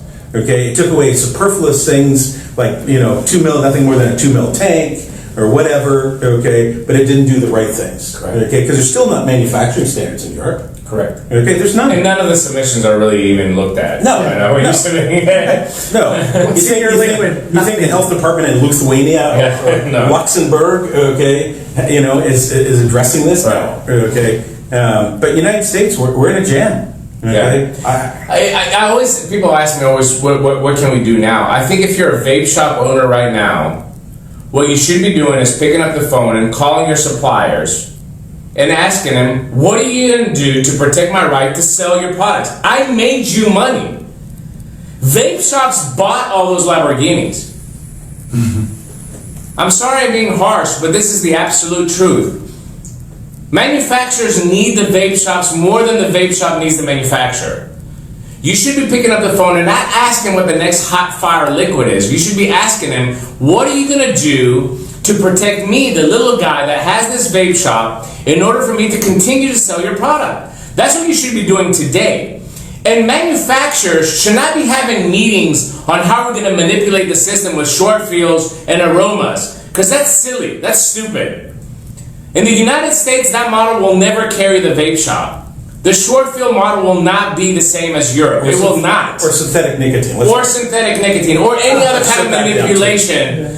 All that's going to be shut down. The FDA is completely different than the European system, and the consumer in America is completely different than the European consumer.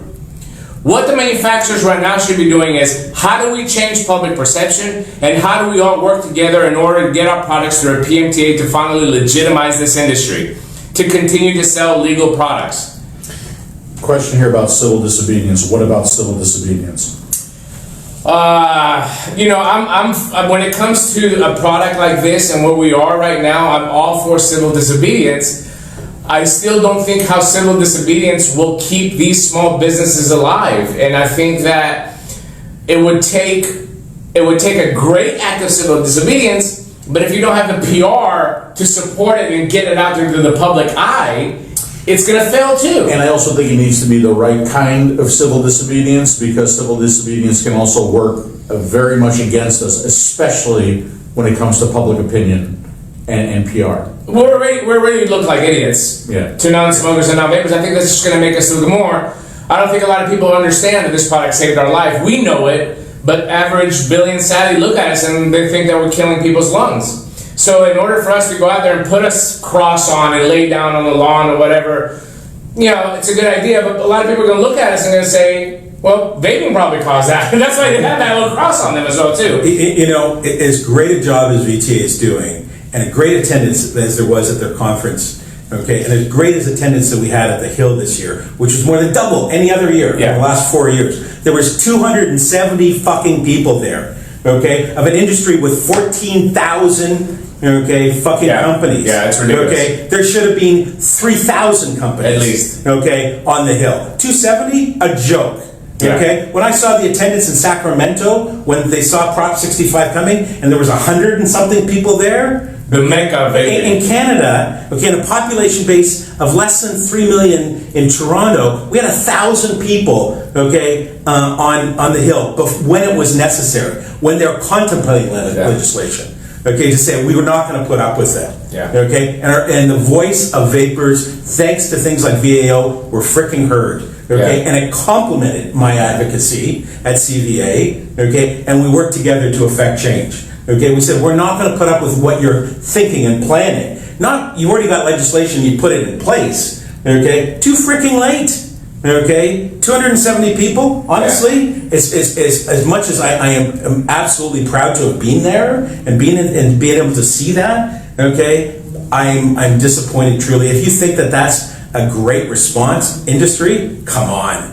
Right? Yeah. The question is, put your money where your mouth is. Do you want to keep the revenue stream, the quality of life, the pride, and being a vape shop owner, and affecting change of life, and do you want that future? So it's really simple. What are you willing to do? What are you willing to do? Absolutely. What are you willing to do? What are you willing to sacrifice now for the future of your life? Because if we do not get entrenched in PR, even if we get through this whole PMTA thing and all these flavor bans and all of this hysteria, that is going to subside.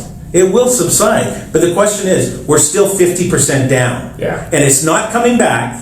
Forget all the legislation, forget everything else. It's not coming back to your store. Those people are not going to start vaping. They're going to continue dying on tobacco until we have a PR that tells the truth about vaping. And we need to have a PR that's professional, that goes after the demographic that we need to effectively change.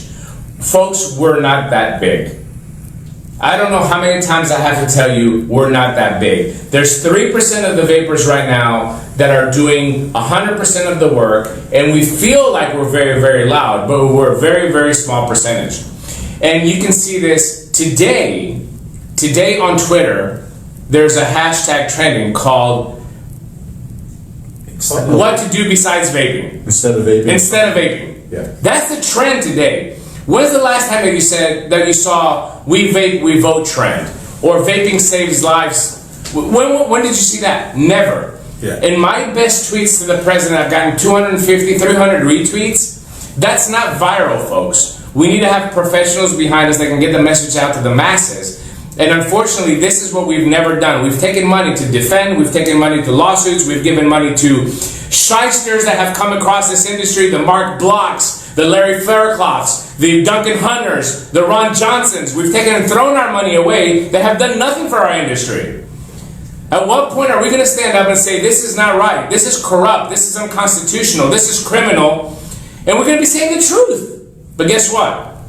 In America, I think in Canada as well too, we have to pay to play. We have to pay to get our voice out there. And this is what manufacturers should be doing today.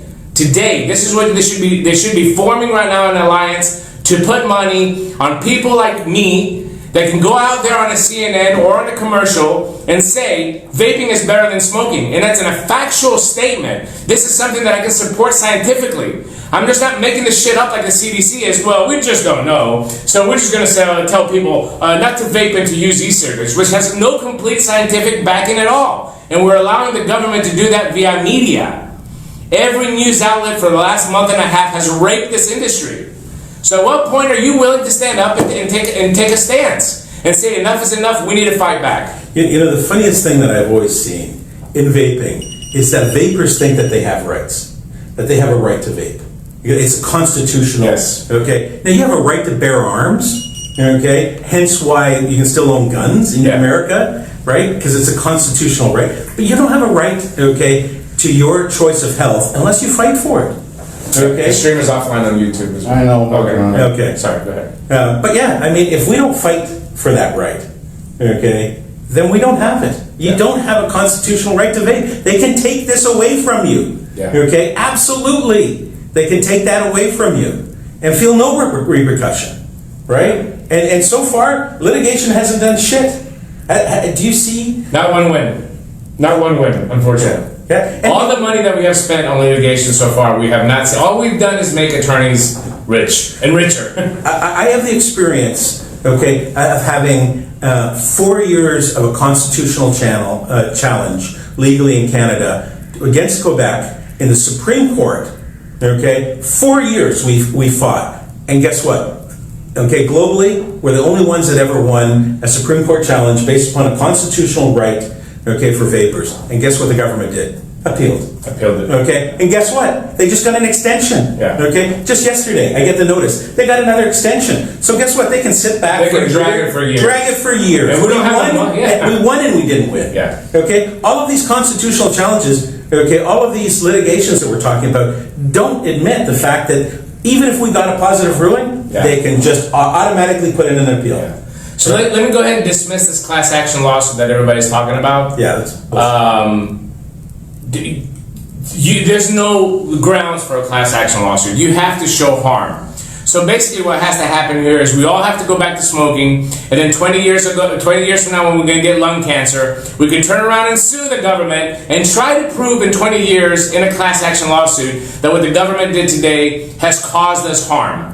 This is the only way a class action lawsuit. So please stop spreading that around. It's not a viable It's pathway. not a solution for survival. It's not. Okay, 2, 3, 4 years from now, I would say class action suits. Once you're all dead and gone. Yes. Okay, every business, every liquid company, every retailer, it's all dead and gone. Okay, people start getting COPD first before lung cancer. It's more immediate, okay, noticeable. Okay, but then people start getting cancer because they've gone back to cigarettes. So okay. And Peter Robbins, you said how many people have died this week from smoking? I know it, but wouldn't it make more sense for us to have a 30-second commercial during prime time on CNN that actually said that? Do you know today, as Governor Cuomo signs this execution of the vaping industry in New York, 1,300 people died today, and it would be a factual statement? Wouldn't that have more effect than us just sitting here on a Facebook stream saying stuff that you know and I know? Because we don't know that. Both of us know that. But the people that are making law, the people that are supporting this don't know that. Your average citizen that doesn't smoke and vape does not know that. So this is what I'm trying to tell you. I'm telling you right now that the only way that we're going to save this industry is to spend money on a positive PR campaign telling the truth. The program that me and Brent have developed is called The Whole Truth, and it's based on the Truth campaign, right, which is against vaping. So the whole truth would be something that's scientifically backed. Everything that we would be saying in the mainstream media would be absolutely factual and can be backed up with scientific data. This is the only thing that's going to drive people back into your stores, folks. This is the only thing that's going to keep manufacturers to keep going and for the industry to be healthy and generate enough revenue for them to finish this PMTA process, no matter what it looks like. If you look at the success solution in Europe, right, and you look at the root small things that added up to huge things, it was guys that were counterfactual, like Clive, like Dr. F. Yeah. Okay, guess what? Every time something came out, they attacked. Okay, Yes. they fucking attacked it, and they counterfactualed it. And guys like Clive Bates, okay, although no one even probably in this room knows who he is, Yeah. okay, had a huge impact in UK. Yes. Okay, because he was stupidly credible. Yes. Okay, right? Yes. Dr. F is stupidly. He's peer-reviewed stuff. Yes. Okay, Peloso. Okay, all of those European guys. We didn't have those guys, and any guys that we had here were not strong enough. Yeah. Okay, or we did not ensure that they put out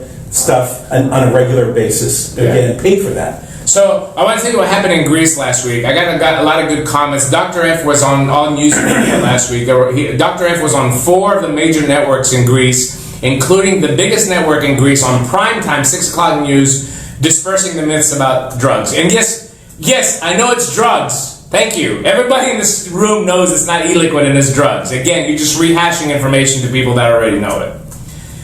But we saw Dr. F in Greece dispersing these myths on mainstream news media. Do you think that Dr. F just walked into the building and sat down in the chair during primetime news and said, I want to say my piece about this? No. I can't tell you who, but I'm going to tell you that 2 companies from Greece paid money to have Dr. F on these 4 networks last week.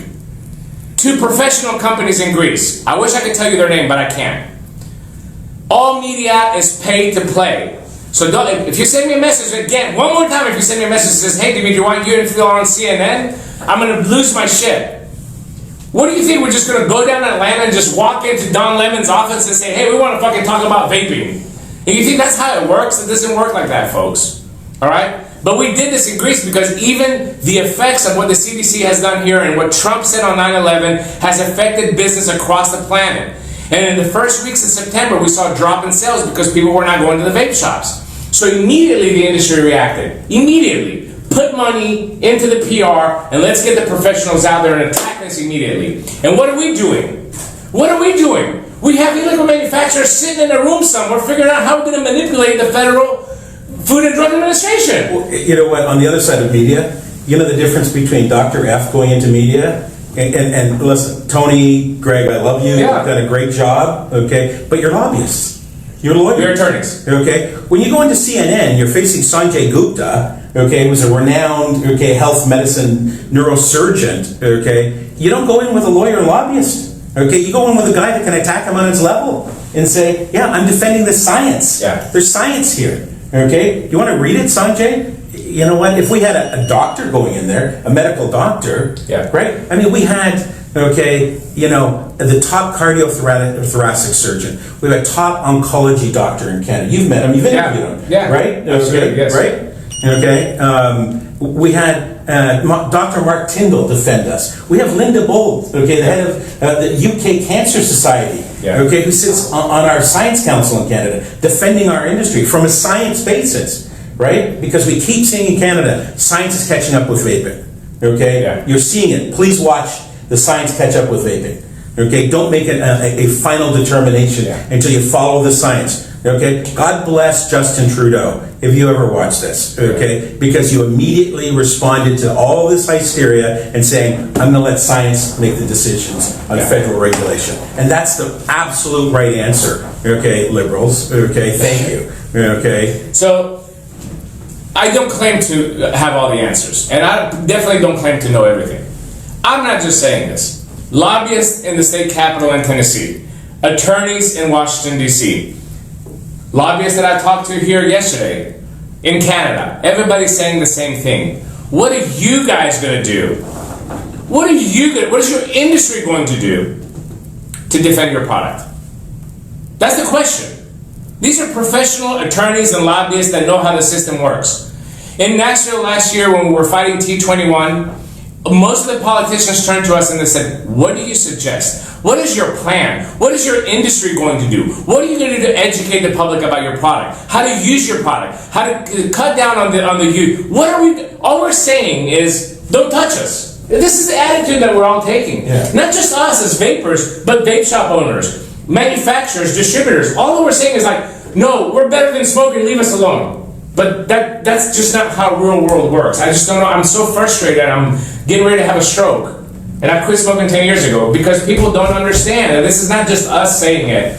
Like I'm trying to do a big, I know some people are going to say, well, Dimitri's just looking to get paid and do a big PR thing. That's probably going to be the response from a lot of people.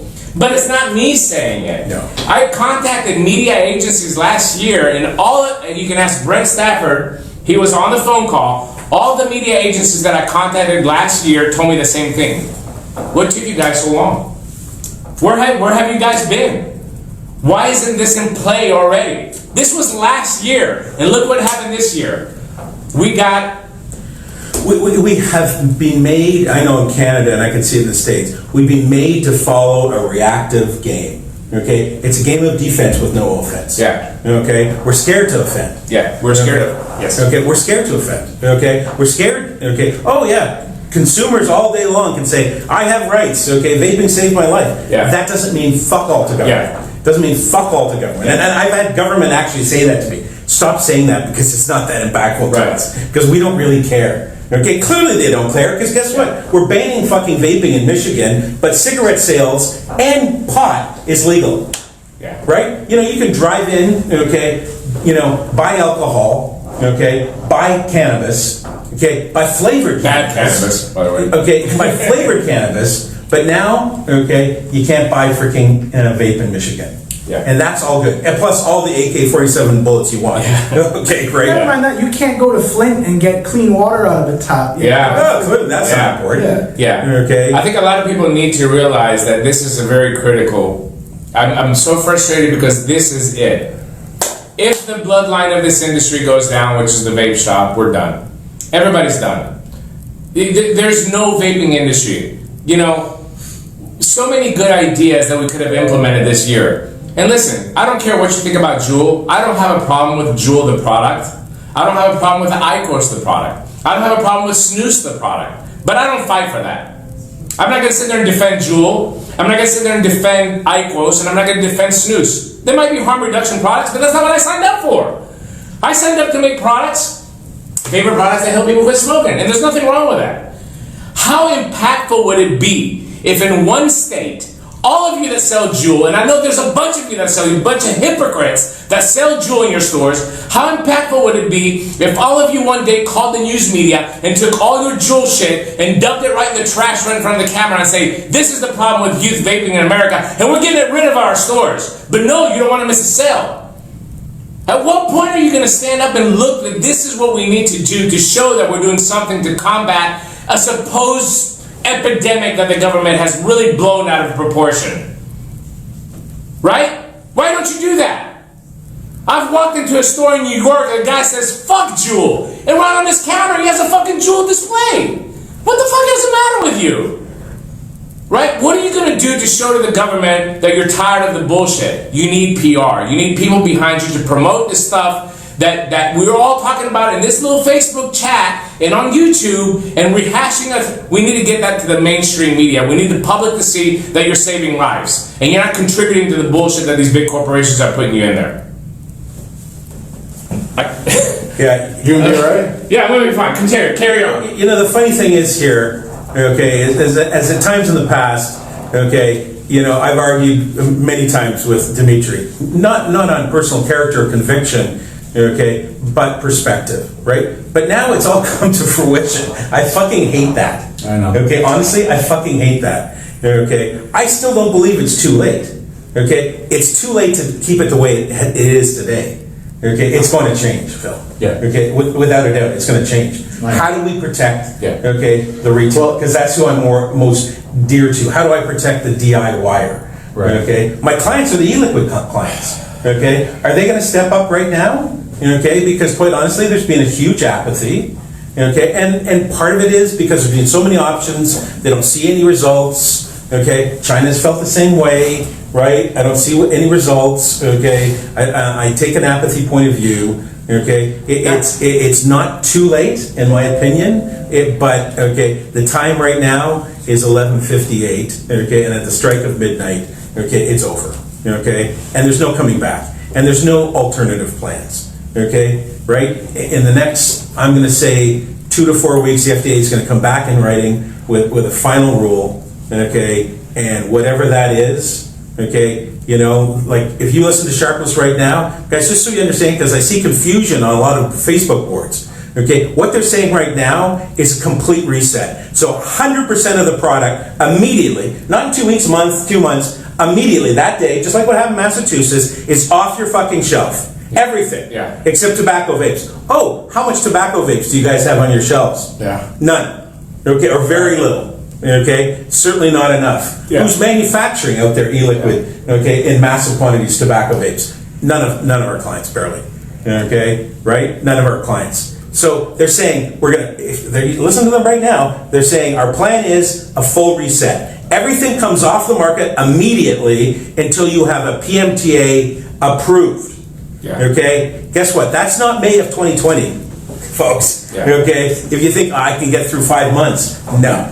Okay, no, it could be 2025. Okay, let's realize how many PMTAs have been approved. Okay, and if you haven't seen the other side, well, there's my 400 or 500 that have been like literally not even accepted, let alone not approved. Yeah. Just like literally, boom. Okay, so there's no shortcut to a PMTA, right? Not right now as it stands. Yeah. They're not being won by any of the organizations. Okay, negotiated. Okay, and okay, right now the government's saying we're going to take all you fuckers and we're just going to reset the whole industry. Yeah. And give you tobacco flavoring. Okay. And damn with me. Yeah. And the Juul was just an example, folks. It's just one of these frustrating things that I have. I see people in my feed every day, and I don't want to call out names, but I see people in my feed every day that say, fuck Juul. And I've been to their stores and they have a whole display case of Juuls. This is what this industry is. The hypocrisy in this industry is unfathomable sometimes. But back to the subject at hand, because I keep seeing people, how do we do this? Me, Brent Sanford, Matt Cully, Phil Busardo, now with the help of Flavor Art, because I know that they're committed to something like that, we have the campaign for tobacco-free kids for the vape industry ready to go. We have the movement ready to go. So you as a shop owner, what you should be doing is picking up your phone today, calling your supplier, whatever the hottest Yeezy-wearing liquid manufacturer that you're using for your products, and telling him you should be funding an effort, a PR effort, of creating the campaign for tobacco-free kids for vaping. We need to be on TV every day spreading the message that your government is lying to you. Your government is corrupt. Your government is unconstitutional. Your government has taken a legal product and the right of adult smokers to live a healthier life. The only way to do that is if our manufacturers, including Chinese manufacturers, I'm not letting them out. And one day I will explain to you what happened with the Chinese manufacturers. I don't want to do it now because we're in a sensitive situation. But they should be part of this as well too. But we need to get the liquid manufacturers to start this. And then the Chinese manufacturers need to understand that without liquid, without fuel, you don't have any hardware either. And get them involved as well too. But you should be picking up the phone right now and saying, this movement, this campaign for tobacco-free kids, we're going to call it the Whole Truth Campaign. We're going to call it the Campaign for Adult Healthy Ex-Smokers. Needs to be funded today so we change the perception of public and also influence political decisions. Listen, politicians have no help from us. This is an easy subject for them. Everybody is against us. Everybody's against us. So for a politician to say, well, I'm just going to sign this and eliminate the vaping industry just to protect kids, does nothing to them. They're not going to lose an election. We're not going to influence the Trump 2020 election. All that is bullshit. But we need to give them some help as well, too. We need to change the public perception to understand that vaping is better than smoking. Then a politician will think twice before signing a piece of paper that's the death threat of this industry. You guys as retailers out there that support e-liquid companies, the message is very clear what Dimitri is saying. If you're not telling them, okay, protect you. they need you more now than ever. Right. Okay, now you're not buying from them. Okay, and their production is shut down. I can tell you it's shut down because I can see my sales of flavors. Okay, so it's shut down, right? Unfortunately, right? But if you're not communicating to them the need, okay, they're not empowered to act. Yeah. Okay, and without a doubt, okay, you know, while we're up here, you know, I got to tell you guys, if you follow Dimitri's feed or Phil's feed and what they're doing, okay, there's a lot of effort and a lot of work. Okay, you know, you need to understand that both Dimitri and I, as advocates, okay, have been working around the clock, like in meetings outside of these smokers meetings. Yesterday, I was involved in meetings. I brought down, okay, the executive of CBA. Okay, our president, okay, new president Sam Tam, and our executive director, just to talk on this, and there was symmetry. Yeah. Okay, with our thoughts. Okay, and what's needed. Okay, and that's where Canada's going. I'd like to see it, and we're very pushing that we'd like to see this not just an American thing, but a North American thing. Yeah. We are one industry. Or a global thing at some point. There's zero difference Yeah. between a Canadian and American vapor. Yeah. Okay, we're both fighting the exact same fight. Okay, what happened in the United States has flooded into Canada, and it has cock-blocked us completely. Okay, with sales as well. Our confidence level in Canada, no matter what we've done in regulation, oh yeah, we got all the regulation. We don't have that worry. Okay, but we have the worry that customers are coming into our retail stores right now. Yeah. Okay, they're not buying e-liquid. Manufacturers are not manufacturing e-liquid. Flavor companies aren't selling flavors to put in the e-liquid. Yeah. Okay, we're not going to come back. Okay, if we don't change the narrative. Yeah. We're not going to come back as an industry. Forget regulation right now. Just put all of the FDA shit to the side. Just assume that was just nothing. Yeah. Okay, we're not going to come back in an industry. This is almost more important, okay, than legislation. Absolutely. Okay, because if consumers don't feel that what they did by switching to vaping, okay, is something that they can fight for, okay, you know, they're just going to leave you en masse. Yeah. Okay, those 4 or 5 year customers that are loyal customers, have they been back in your store in the last week? Have you called them? Okay, have you sent a letter out to them? Okay, what are you guys doing? I don't know what you're doing. Okay, I'd be letting them know in no uncertain terms yourself, and that's grassroots shit. Yeah. Okay, which is absolutely necessary. I'm not taking away from that. That's a base. happen, yes. That has to happen. If you're not doing that, okay, if you don't have a database and you're not showing them that now at least 77%, okay, of every illness, okay, was THC related. And I'm going to say it's 99%, but the rest of the fucking people, okay, have not had a blood test, which I think is illegal. Okay, the CDC should have done blood testing. Yeah. Okay, and they didn't want to get a misdemeanor because guess what? Okay, if I had a child that was 17 in an illegal cannabis state like Tennessee, is it legal in Tennessee? Yeah. No, it's not legal. No. Okay, so there's plenty of it, but it's so not if legal. if you're a child in Tennessee, okay, got sick, okay, do we want them to have a misdemeanor on their rap? No. On top of their sickness and everything else? Of course not. No, you're not going to fucking tell the media or public health that my kid was smoking illegal oil cannabis vapes. Correct. Right? That's brings it to 100. No, I agree. So this is- hold on. Let me go through some of the stuff on the chat. Just one thing, I just want to add one Go. thing here for the people that are on the feeds. Go. This is not a consumer fight I'm sorry. on the level that we're talking about, and this is not a vape shop fight. I do not expect or would require or would even ask the vape shop to carry this burden. This is a pure manufacturing burden. This is like Marlboro fighting for their rights to continue to sell you cigarettes. They'll never go to the consumer and say, give me $5 so I can run an ad or pay lobbying to keep products on the market. This is not something that's a grassroots GoFundMe, let's raise a few bucks and try to fight this. This is a manufacturer, and the manufacturers will get off their ass if you guys that buy the products or sell their products pick up the phone and demand to protect you. I would never ask for a consumer. I would never ask for the vape shop, especially today. While the vape, I saw yesterday a stream from Michael Bowers from New York, great friend of mine, crying on a Facebook stream yesterday because he has to shut down his stores. A guy that's been in business for 6 years, employs over a dozen people in New York, crying. What you should be doing right now is picking up the phone and forget about what the hot sale is. Some of these guys that you're buying e-liquid for are opening up their warehouses and selling 100 mils for $5. Did you see that yesterday? The same guys that you made millionaires. Pick up your phone and demand today that they do something from a PR standpoint. Go ahead, Phil. Okay. So, a couple of issues. First of all, on the YouTube stream, yes, we know the audio is bad and it is going to be replaced for the Facebook stream. So I'm going to download the Facebook stream, I'm going to put it up on YouTube, and you'll be able to see it if this is the only place you can. That's number one. Number two, the question is, should we be donating to the VTA for the PR campaign? There is no campaign from the VTA. Right. Yeah. I mean, Well, that's the yeah, question. I'm The not question- taking it. I'm not trying to take away. I know your board members or other. I'm not trying to take away nothing from the VTA Right. for what they're doing as far as lawsuits and lobbying and stuff like that. But this is not what we're talking about. This should not be attached. If you're an e-liquid manufacturer, okay, if you're an e-liquid manufacturer, you should be donating some money towards litigation with the VTA. Absolutely. Okay, they have the only good legal team Correct. that's defending states, okay, and defending federally. Okay, Yes. they have the best litigation platform. Okay, Yes. PR wise, okay, honestly, Voices for Vaping does not have it. No. Okay, Right. So the question is, okay, so if manufacturers, if whoever, if they're interested in the PR campaign, where do they go? Yeah, they come to me. They go to- And this is not a donation. People gotta understand, we're not looking for donations. Right. This is not a Mother Mary type thing. Oh, let's just open it up and have the door. This is an investment in the future of the industry. This is not a donation. This is an investment. If you think about it as a donation, then let's just go give it to a church, or let's go give it to a monastery or orphans. This is not a donation.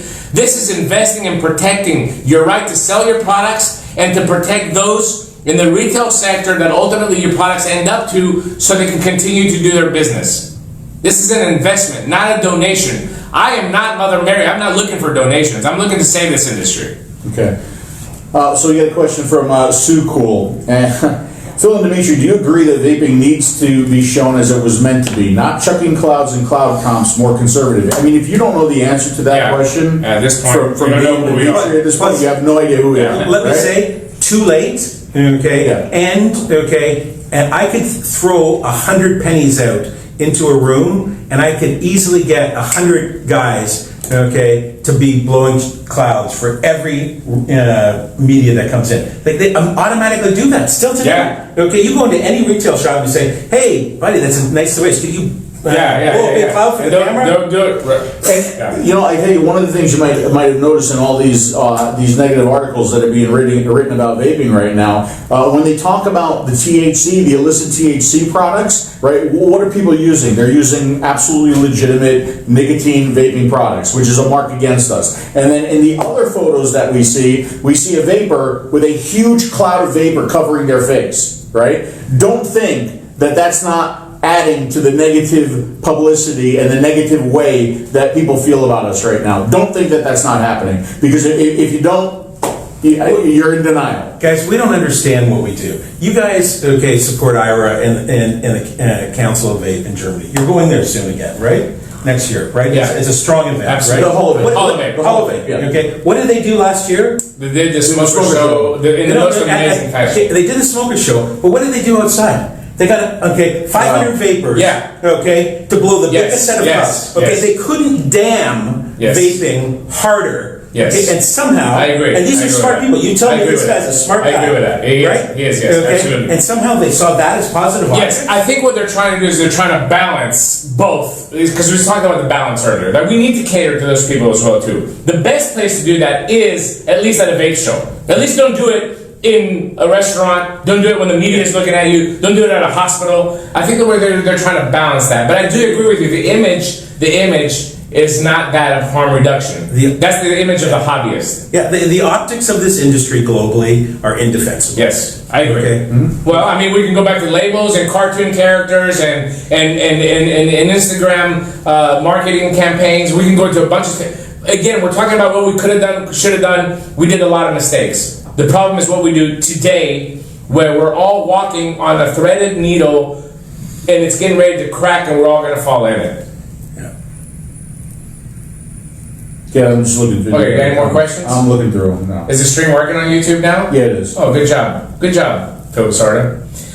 Anyway, so I saw something, I'm going to just address one question. And Facebook is going really fast, so I can't keep up with it. But the one question that I saw is you said that the consumer doesn't know about this. Well, if you have a shop, you should be informing your consumers. If you have an online store, you should be sending out emails to your consumers and educating them on what's happening. This is not a difficult proposition. This is not something weird that I'm telling you. Every industry does it. Every industry has a PR campaign and a media agency and a media buyer. You know who has a media agency? Campaign for Tobacco-Free Kids. How do you think that the Truth Campaign was formed? Michael Myers did it? They paid somebody to do it. How do you think that they get it on TV and they get it on Snapchat and they get it in various media networks? They have a media buyer. Guess who funds that? Take a wild guess. The pharmaceutical industry. Pfizer, GlaxoSmithKline, Johnson & Johnson, they're the ones that fund Campaign for Tobacco-Free Kids. But nowhere on the Campaign Tobacco-Free Kids Truth Campaign will you see sponsored by Pfizer. Even though we all know that the money is coming from the pharmaceutical industry to protect the pharmaceutical profits. This is exactly what we need for vaping. We need a Campaign for Tobacco-Free Kids for vaping. Call it Campaign for Healthy Adult Ex-Smokers to have the right to continue to live that lifestyle. That's a really long title. That's too long. Yeah. There's an acronym. There's an acronym. I need to rethink that. In the meantime, so, and we talked about this already, so are the flavor producers like Flavor Art, Capella, Flavor West being targeted as well? I understand that obviously the flavor bans, these companies will be affected and sales affected. We talked about that, right? You talked about how the sales are being affected by what's going on right now. Well, here's the funny thing, and I'm just going to call it out here, okay? You know what? We're the only flavor company that gives a damn. We're the only flavor company that's invested a cent, okay, in advocacy or protecting the future. Because my competitors are only dropping their toes in the water here, and they can walk out at any time. Yeah. Okay? Most of them won't even admit they sell to the vape industry. They don't care, okay? They're not supporting advocacy. And does that mean a hill of beans to Flavor Art? Okay, do my clients buy my flavors because I support advocacy and protect the future? No, they don't care either. Okay, honestly. Okay, in fact, it probably hurts me. Right? If they did care, then maybe we would see some more contributions from our competitors because their purchasers would be like, "What are you doing for me?" But sorry, continue with the question though, so we can get No, I think it's good that we let into this. We want to know what Flavor Art is doing, and we want to know. One of the things that I constantly see is the supply chain is not doing anything. It's not just the flavoring companies, bottle companies, PGBG suppliers, hell, the post office, UPS. I can go on, but there's a lot of suppliers that just don't support the industry. There is suppliers that support the industry, okay? Chubby Gorilla, Yeah. Okay? Let's call them out. Eod, okay, you're the man, okay? Yeah. Totally supporting. So the bottle guys are. Some of the nicotine guys are. I was very happy to see the major nicotine guys out at the VTA conference starting to support advocacy. That's a great thing. Okay, Taylor? Okay, thank you. Right? But flavor companies? No. Okay? Unfortunately, you need to understand that most flavor companies are global corporations. Okay? We just happen to be a corporation that focused on vapor. Okay? As a product range. Okay? So we operate in 40 countries around the world, but we're focused on vapor. We focus on research. We're focused on advocacy. Okay, and unfortunately, okay, we can beg our competitors to be involved, but they won't come in. Are they getting affected? Not nearly as hard as me, because 100% of my business is vapor. Okay, not food. Okay, not cosmetics. Not Maybe Perrier though in the future. We're working on this. We're also Esca. Okay, call me, please, man. I can flavor your water. It'll be delicious. This is a very good segue though. These other component manufacturers have other business. Vaping is like the icing on their cake. If you take the icing off, they still have cake. Will they miss it? Yeah, sure, but they can still eat.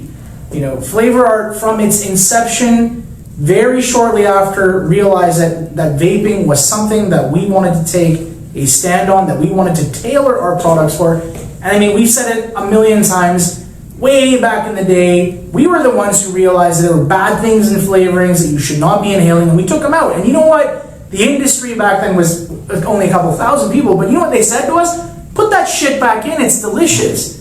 But since our beginnings, and way before North America, back to Italy, we've been vaping focused, realizing how important this was, and we've we've specialized. And are we suffering for it now? 100%. We don't have that cake. We are just the icing. And we realize that. And we dedicate everything towards advocacy, towards support. I mean, Sean, I can't count how many dollars you put into just anything you could to save our industry. Yeah, not into I wish you had. I bet you wish you had some of that money back now too, like I do. That's interesting because it parallels a point that Dimitri makes all the time. So you guys, if vaping goes away, Flavor Art goes away because you are focused on flavors for vaping products. Flavor goes away in the United States. Right, okay. But, I mean, it's the same way, like what Dimitri likes to talk about is how the vape shop sells vaping gear, vape e-liquids, right? So C-stores don't get affected by a vaping ban, right? No. If a vaping ban happens, their vaping products go away, they can still sell cigarettes and milk and eggs and taquitos, right? Yeah. But It's delicious. they are very, very good. But vaping goes away, vape shops close. There's Yes. a very, very big difference there. Guys, if you go to my competitors' websites right now, okay, go to TPA. You know what they're selling? Terrapins. Okay? Yeah. Guess what they're selling? Oil-based flavors all of a sudden. Yeah. Okay, you see all of the promotion on their front page will be terrapins. Okay, just if you don't understand, that's a natural flavorant that goes into cannabis. Okay, limonene and things of that nature. Okay, they're focused. Okay, they're already piecing out of this industry. Yeah. They were never committed to it. Okay, they were barely involved. And they've already moved on, just like a lot of liquid companies. They already moved on to CBDs. CBDs, I won't go to a vape show anymore. Yeah. Okay, certainly not if there's CBDs there. Yeah, or Kratom. Oh, Kratom, even worse. Okay. Oh my God. Okay. Right. But that's the problem. People just YOLO.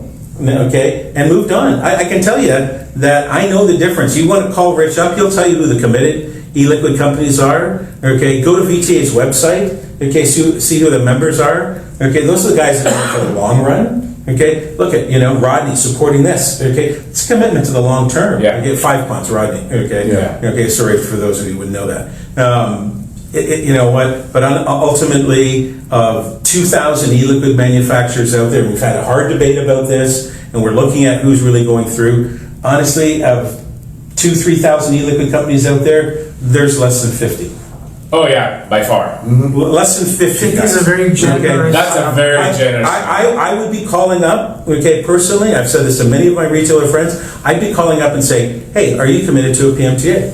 Okay, discuss with me your plan. Okay, wow, okay, you are. Okay, wow, that's awesome. Okay, guess what? I should be supporting you a lot more. Okay, right? I should be dropping some of these loser fucking lines. Okay, and picking up some lines that are actually fighting the fight, supporting advocacy. Yeah. Okay, fuck me. I'm not saying to support me, but I'm saying support my client that supports you. Okay, why don't you do that? Why don't you have a conversation? And you know what? You're either going to hear a very disappointing bullshit answer, and it'll be obvious to you, okay, because you can smell bullshit a mile away. Okay, or you're going to get a very sincere answer that they're focused, that they're trying to do something. Yeah. And we know those guys out there, okay, that are really committed. Okay, and guess what? They have been the companies that all along, okay, have had decent marketing and have protected their channel of distribution. Okay, and have not done stupid labels. Okay, and done all the right things and have manufacturing quality standards. Yeah. Okay, those are the guys that you guys should be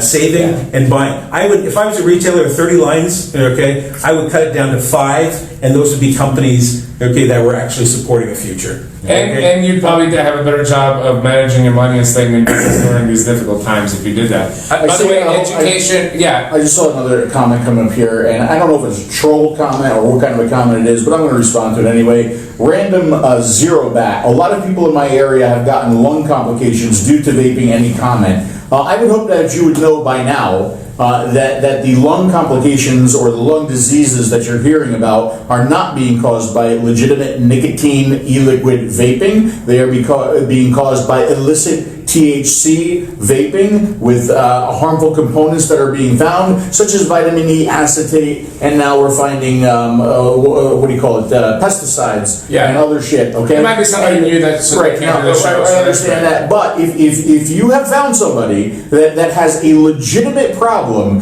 with e-liquid vaping, I would say prove it to me. Send me the proof, and I'll go ahead and share it with the world. But it just goes to show you, if this is just a random person that saw the show, it just shows you how the public is misled. And I agree with you, education is key, but education comes from the manufacturers of these products through a PR campaign. And this is how the industry will become healthy again.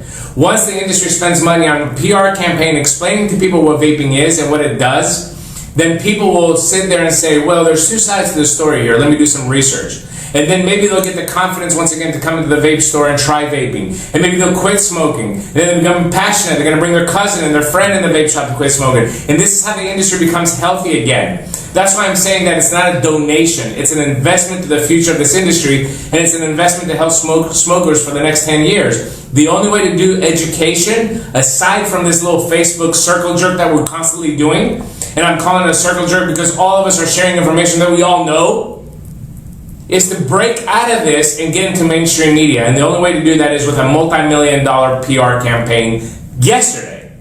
Yesterday. It needs to start yesterday so we can avoid comments like this, like we're getting right now on the Smoker Show on YouTube. Wow. Just a little bit of education here, peace. I know Bella's in the chat here and she sent me a private message, so maybe this will help all of you as well too. So there's a lot of media requests coming up to you in your shops and your businesses, local media that wants to get your take on this vaping situation. Everybody asks me, what should I say? And I don't want to guide people and tell you, you should say this and this and this and this, because you become nervous. Everybody in this industry knows what they need to say.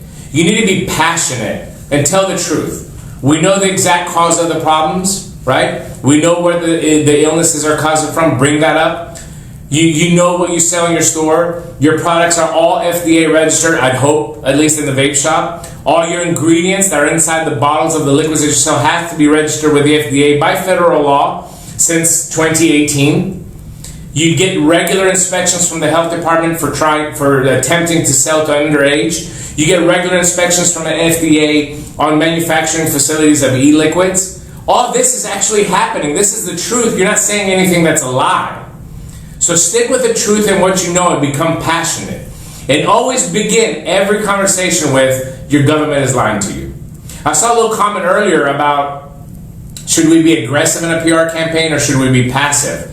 The time to be passive is over with, guys. If I got a chance to ever get on mainstream news media, I would open up my introduction with, hello, my name is Dimitris Agrafiotis. I'm the executive director of the Tennessee Smoke-Free Association, and your government is lying to you. That would be my intro. They might not let me say another word, but at least I got across the point that I want to get, and it's that the government is lying to you. So we have to be aggressive. But at the same time, we have to be educational as well, too. That's what a great media campaign does. That's what an agency does. They guide you on how we get the right information to the public and also to defend our rights. And at this point, for us to sit back and be passive, I think it's silly.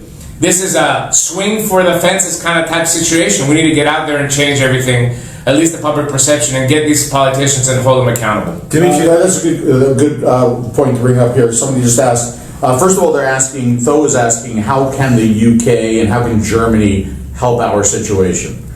Okay?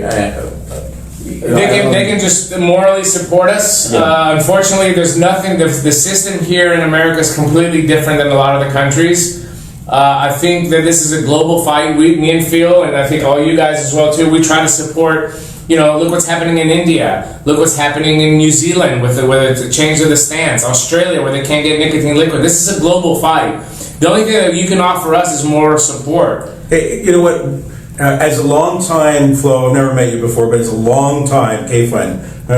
Long time. Every one of your devices. Okay? Yeah. Love you. Okay? But the thing you can do is when you see something like this, okay, get going. If you want to repopulate, okay, the brilliant history of your product line back into America, okay, support initiatives that you see, okay, as valid, right? Yeah.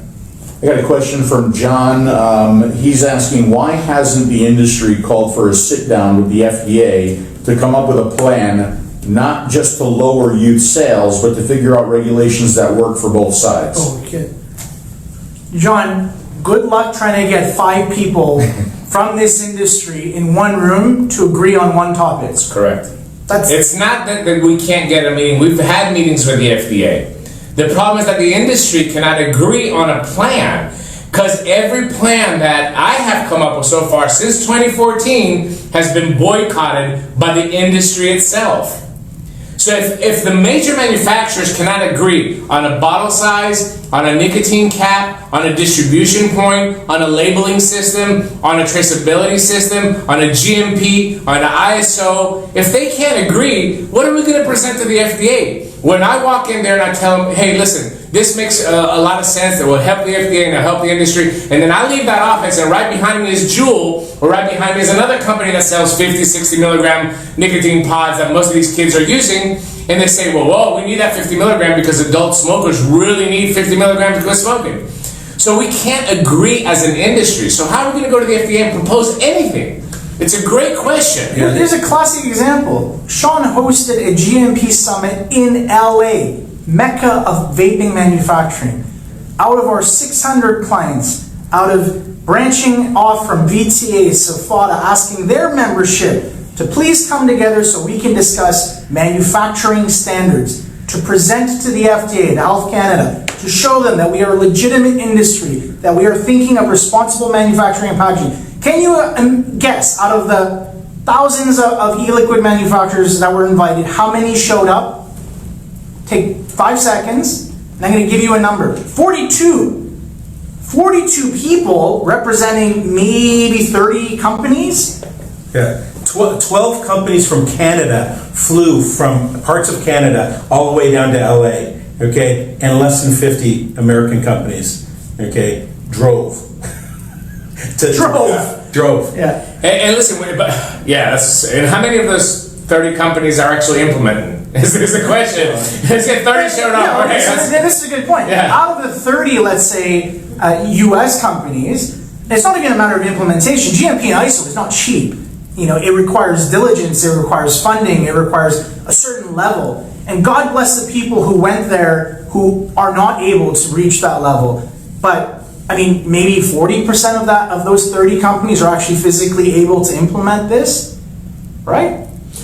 A couple of other things here. First of all, thank you. I think it's Unicron's Hole for that's dirty. the $20 super chat. We appreciate that. You know, it's amazing how much money is funneling into reviewers, Patreons, and other things, and we're doing a lot of like what we consider serious work anyway.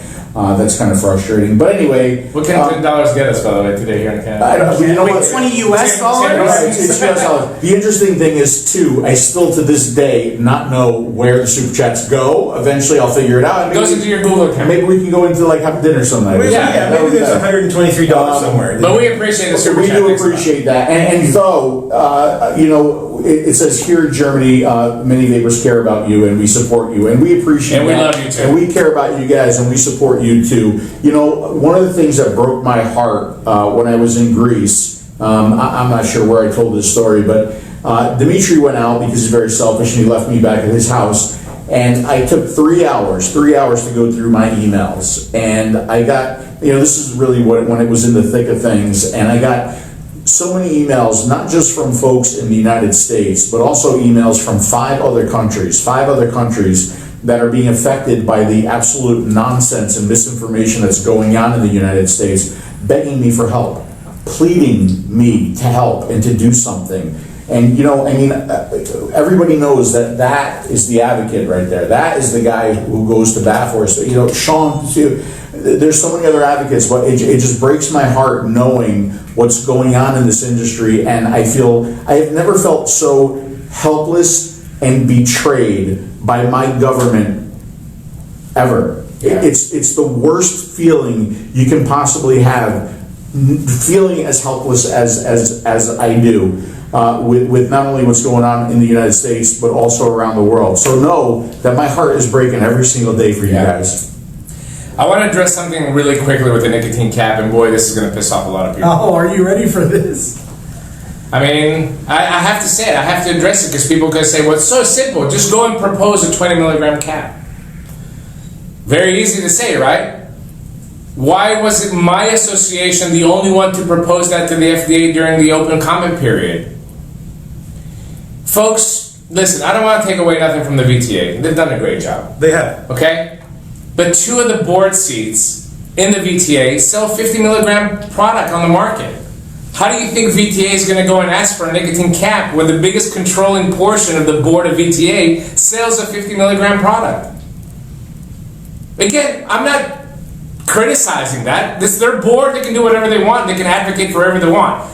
But this is the National Trade Association that represents vaping. Do you think that these companies will go and advocate for a lower milligram cap? You're out of your mind. It's not going to happen.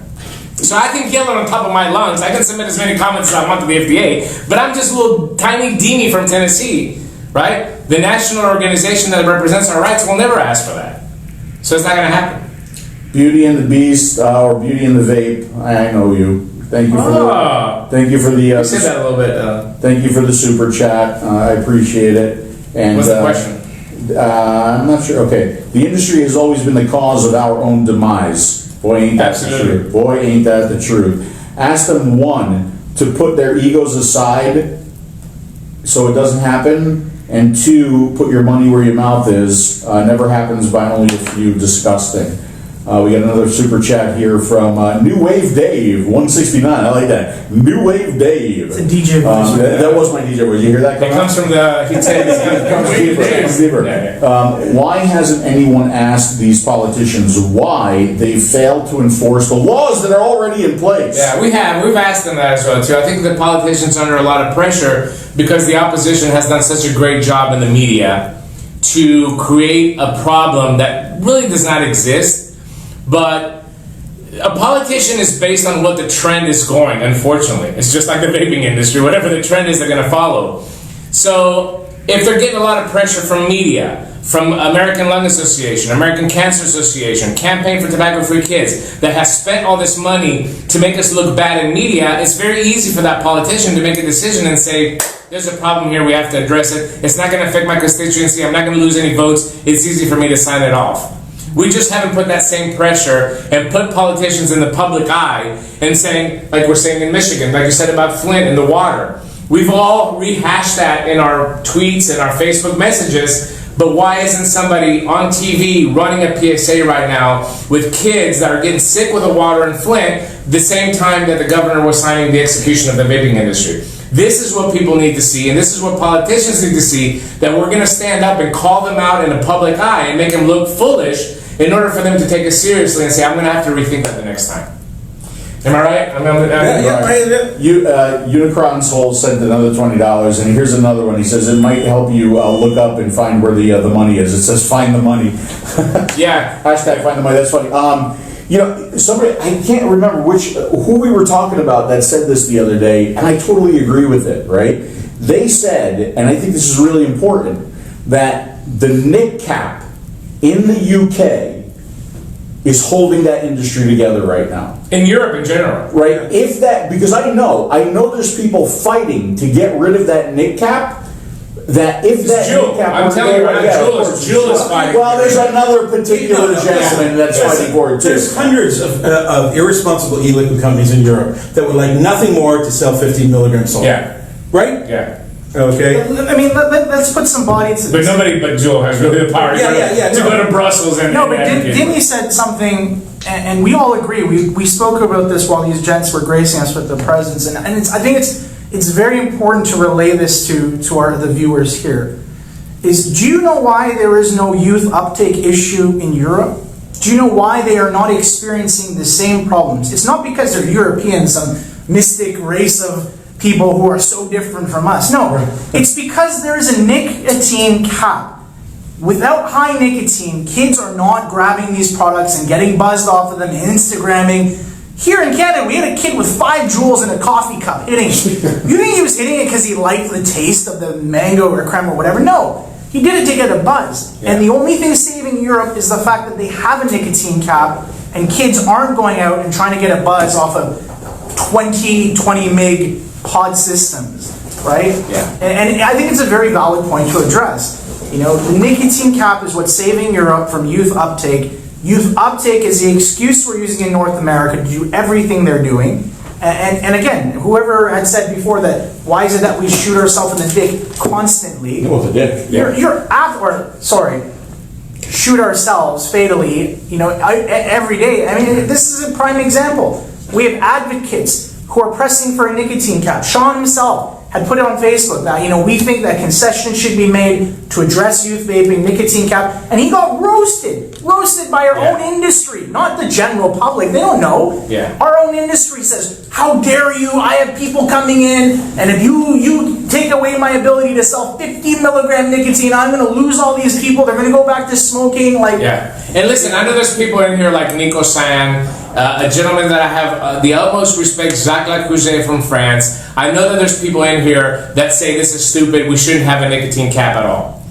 But the reality is, I'm not against having 50 milligram, but if you want to if you're an adult smoker that smokes 17 packs of cigarettes a day, you gotta have 50 milligram, guess what? Let's control the sale. You can only get it at a certain location. You have to present your driver's license, fill out a form on how much you're going to get to assure that 50 milligram goes to an adult smoker that needs it. Having 50 milligram available at every fucking corner is what's caused the problem in the United States. Whether you want to admit it or not, I don't give a shit.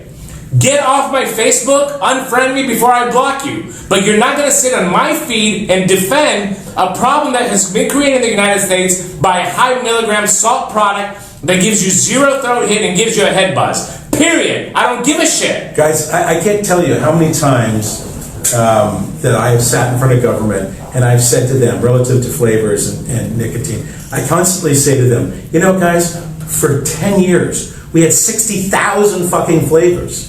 Okay, and no youth uptake problem. Yeah. Then funny, okay, some company comes along with 5 shitty flavors, okay, 50 milligram nic, and all of a sudden we got a youth epidemic. Correct. Okay, hello? Okay, well, I don't agree to a nicotine cap. You know what? Vape whatever nicotine you want. Yeah. I vape 40, okay, personally. I'm a nicotine freak. Yeah. Okay, but, okay, you know what, guys? You should be thanking your lucky stars in Europe. Yeah. Okay, that you're not dealing with what we are right Absolutely. here. Okay, because TPD is a joke.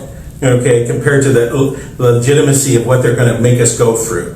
Okay, this is American Ninja Warrior competition. Yeah. Okay, you can't get through this. Okay, unless you got a shit ton of cash. Okay, if you don't have everything lined up, your marketing, your environmental, okay, all of this stuff lined up, you're not going to get through this. Yeah. Okay, reality check. And it's not our job to do that, by the way. Who of these companies that is selling 50 milligram nicotine salt has done any kind of testing on it, on the acids that they're using, on what they're cutting? Every company's doing their own thing. Who of these companies can provide you tests that what they've done is actually needed? That's not our job. I submitted to the Food and Drug Administration. It's your job as FDA to find what that balance is of what nicotine is needed for an adult versus to cut down the initiation of youth. That's not my job. I'm not a scientist. I'm not a chemist. We walked, let's understand, folks, okay? Anybody that's on here that knows what's happened since, let's say, 2011 or 2012, okay? We were vaping 18, okay, there were small devices, 24, and then guess what? Cloud chucking came along. Okay, and God bless you, okay, sub-owners. Okay, but what we did is we completely ignored, okay, new transitional smokers into vaping. I can't go in any world, don't tell me you can, okay, right, from a cigarette, okay, to a 0.2 ohm, okay, Clapton coil at 150 watts. Okay, you can't do that. It's not even close to being the same thing. Right? Okay? And that's where we lived. And then guess what? It got to a point in time here in North America where I could not go out, okay, and buy commercially anything above maybe 9. Generally 6. Yeah. Okay, 0.36. Right? So even 12s, like me and Phil, if we were 12s, good luck finding a fucking 12. We couldn't find anything. Okay, good luck. Okay, finding a 12. And then what did we do? Okay, we went from 0.36, okay, to fucking 50. Yeah. Okay, right? No in between. We don't even know if 18 is possible or 24 freebase because we don't sell it. How many liquid companies out there sell 18 and 24? No one. Okay, you sell 35 and 50 salt. Okay, because you're globbing on after fucking Juul. Yeah. I'm not winning friends here, but I know. No, but the truth is that if salt nicotine was created to give you a smoother hit, why not make it at 18? Why don't we have 18 milligrams salt? If your goal is not to have that harshness, nicotine is nicotine. Whether it's freebase or salt, 50 is 50. 10 is 10. Whether it's salt or freebase, it doesn't make any difference. But if your excuse is that we made salt nicotine to be smooth, Why not offer it at 18? No. Salt nicotine was a play by Juul to create a product that's going to be desired, addictive, with uptake to be sold to big tobacco. That was the goal all along. Again, you don't have to believe me, and I don't give a shit. But I'm telling you, this is why a 50 milligram salt was created. This is why Juul never offered a step-down option. They wanted to create a product that was desired, and nothing is more desirable to big tobacco than a product that the kids were going to pick up to, because that's the number one customers for them. Okay? So, just to end this Nick Cap discussion, because I'm going to get really upset again, and my health today is not doing very well, I am willing, in order to save the small businesses in this country and all the adult smokers that have quit smoking with this product, I am willing to accept the nicotine cap. I think there's enough devices out there. Technology in 2019 is amazing when it comes to hardware, that a 20 or 30 milligram cap would satisfy the majority of people. We cannot satisfy, Nico, I'm sorry, if you need 60, we might not be able to satisfy you. But Nico, I'm willing to save 100 people and leave you out of it. And I'm saying that as a friend to you. Or DIY. Okay? Or DIY. Or DIY. Go get some rustica plants, put them out in your garden in the back next to the cannabis, and just grow it and extract your own nicotine and just shoot it up your nose. Okay? But again, people are missing the bigger picture here. I am willing to negotiate a cap, but it's not for me to say. That's for the government to determine. If we're having a problem in uptake youth, let's address the problem. Is the problem flavors? No. Guess who's getting punished for a problem that's been created by a different type of product, which is the 50 milligram hit? You're paying for it. You, the 35-year-old woman in Canada, the 60-year-old guy in Tennessee, the 35-year-old whatever in Florida. We're paying for it. I was trying to come up with a funny thing for Florida. That's what you're saying. My mind got stopped. He's so riled up right now. I got really bad. But you're paying for it. I'm paying for it. I'm 48 years old and I enjoy flavors. I'm paying for the youth uptake that's using a product that I'm not even using. And they're taking away my right to vape and your right to sell it, a legitimate product, for something that doesn't exist. Just to give you some of the comments on this topic, some people are saying ban all the sales of 50 in C-stores. Either make them available, either only... You can't do that. Okay, I'm just telling you. I'm just replying. Right, It's a great idea. It won't happen. Okay, and there's another one that's saying if you want 50, you need a prescription for it.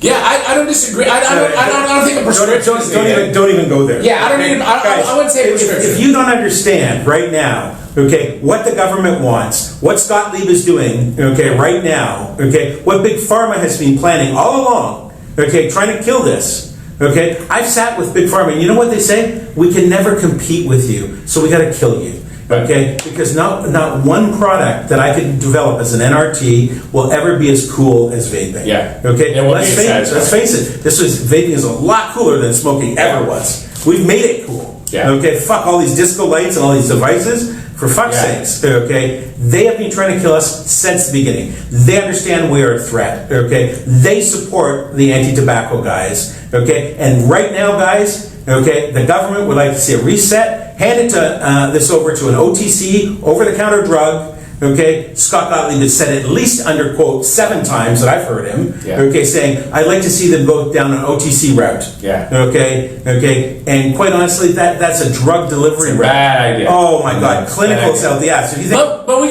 we can put different regulations in place. Mm-hmm. You can sell 50 milligram at a vape shop. It'll be in a locked counter. Yeah. You have to come in. You have to fill out a form, just like we do. When I go get ephedrine at Walgreens, they take my driver's license and they run it through the system to make sure I'm not buying enough to buy meth. Why is that difficult to implement into a vape shop? It's not at all. Yeah. It's not at all. There's other ways that we can work with the government to keep those products on the market. Guys, there is 3 products that I'm following coming from Big Pharma that are vape-like shitty products, okay, that they're waiting right now. Okay, they're probably in the midst of clinical right now, millions of dollars right now, that when we die, they're betting on us dying, and they're going to come in, okay, and be the salvation. Yeah. Some shit product, okay, from Glaxo, okay, or Johnson & Johnson for sure, right, because they're the NRT guys largely, right, okay. So anyway, Hold Yeah. on. There's Angela. Angela says that, Dimitri, you are a visionary ahead of your time. oh, Angela, thank you very much. And there's a lot of bravos. I've been going fucked on here. visionary too by the industry for the last Oh, by the 5 way, years. there's now a drinking game going on. really? People are doing shots every time Sean says okay. I win. I do apologize. Everybody's fucked up right now on the YouTube stream. There's no doubt about it. Everybody's drunk as hell. Okay. Oh my god. We needed a We had a lot. €10 donation. Yeah, we did get a €10 donation. Oh, we can spend that when we go to Greece. That's from Craig. Oh, Craig. Thank you, Craig. That's nice of you. That's sweet of Appreciate you. it, brother. Thank you. All right, let's see if we have any more questions to address. I think we've gone way. How long have we been broadcasting there? I don't know. I'm surprised the camera's still running, to be honest with you. Okay. Kelly, no, Big Pharma won't have to go through a PMC No. because they go through a DMA, a Drug Master Application. And let's just put it this way. If vaping goes OTC, no one in this industry will get a DMA? No, no way. No way. No way. No way. It requires. If you think a PMTA is hard, a DMA requires. Drug Yeah. Master File, no, DMM, Yeah. the Drug Master File. A drug application is not the route for the industry as we know it. I mean, I don't even Yeah. think the largest e-liquid company could afford to go Drug Master. No. No. Phil, anything else on YouTube there? No, I'm taking a look now. If you guys have any last minute questions, now's the Yeah, now's the time to ask some questions. I do want to end on a positive note. I get upset. I said We avoid. did get another super chat from Beauty and the Vape. She is saying, "Let's form a Boston vape party to demonstrate." Let's do it. Yeah, I think it's a great idea. Only I'm gonna come with an RV. I just don't like sleeping in a tent. Okay? Yeah. Just call me a diva. Call me whatever you want. I want my air conditioner. I want my shower. So I'll sleep in the RV. But I'll come anywhere you want us to come. That's not an issue. If we're not traveling, we'll be there. But on a serious note, we don't want to be. I get frustrated. I get upset. I'm harsh at times. But I think that we all can agree that what I'm saying is not crazy. No. I am saying the facts. And some people, unfortunately, in this industry don't want to listen to the truth. But I'd rather tell you the truth unless you know what you're up against and what you can do about it. But let's get a little positive.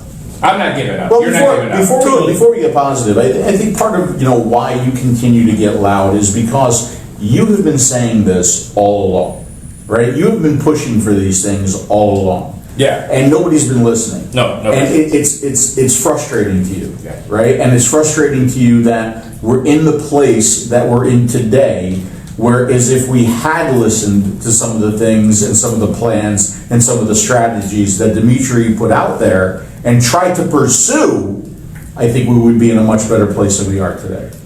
Well, I appreciate that. So It's not just me. There's a lot of people. I know there's a lot of other people. I Yeah. know there's a lot of other people, but in this industry, I can't say, I can't point to anybody who can say, I told you so, Yeah. more than you. I truly believe Yeah, that. I appreciate that, Phil. I mean, you know the struggles that I've been. There's a lot of stuff that we can't say publicly. Eventually, one day when our book comes out, it's a little shameless plug for the book that we're working on. It's going to be a couple of years down the line because we're probably going to assassinate it if we release it right now. But you'll get to understand more some of the struggles of the last 6-7 years, especially since 2014, that I got heavily involved in advocating and activating, doing this activism for this product. I don't have all the answers. I do surround myself with a lot of smart people, and I do know that we can win.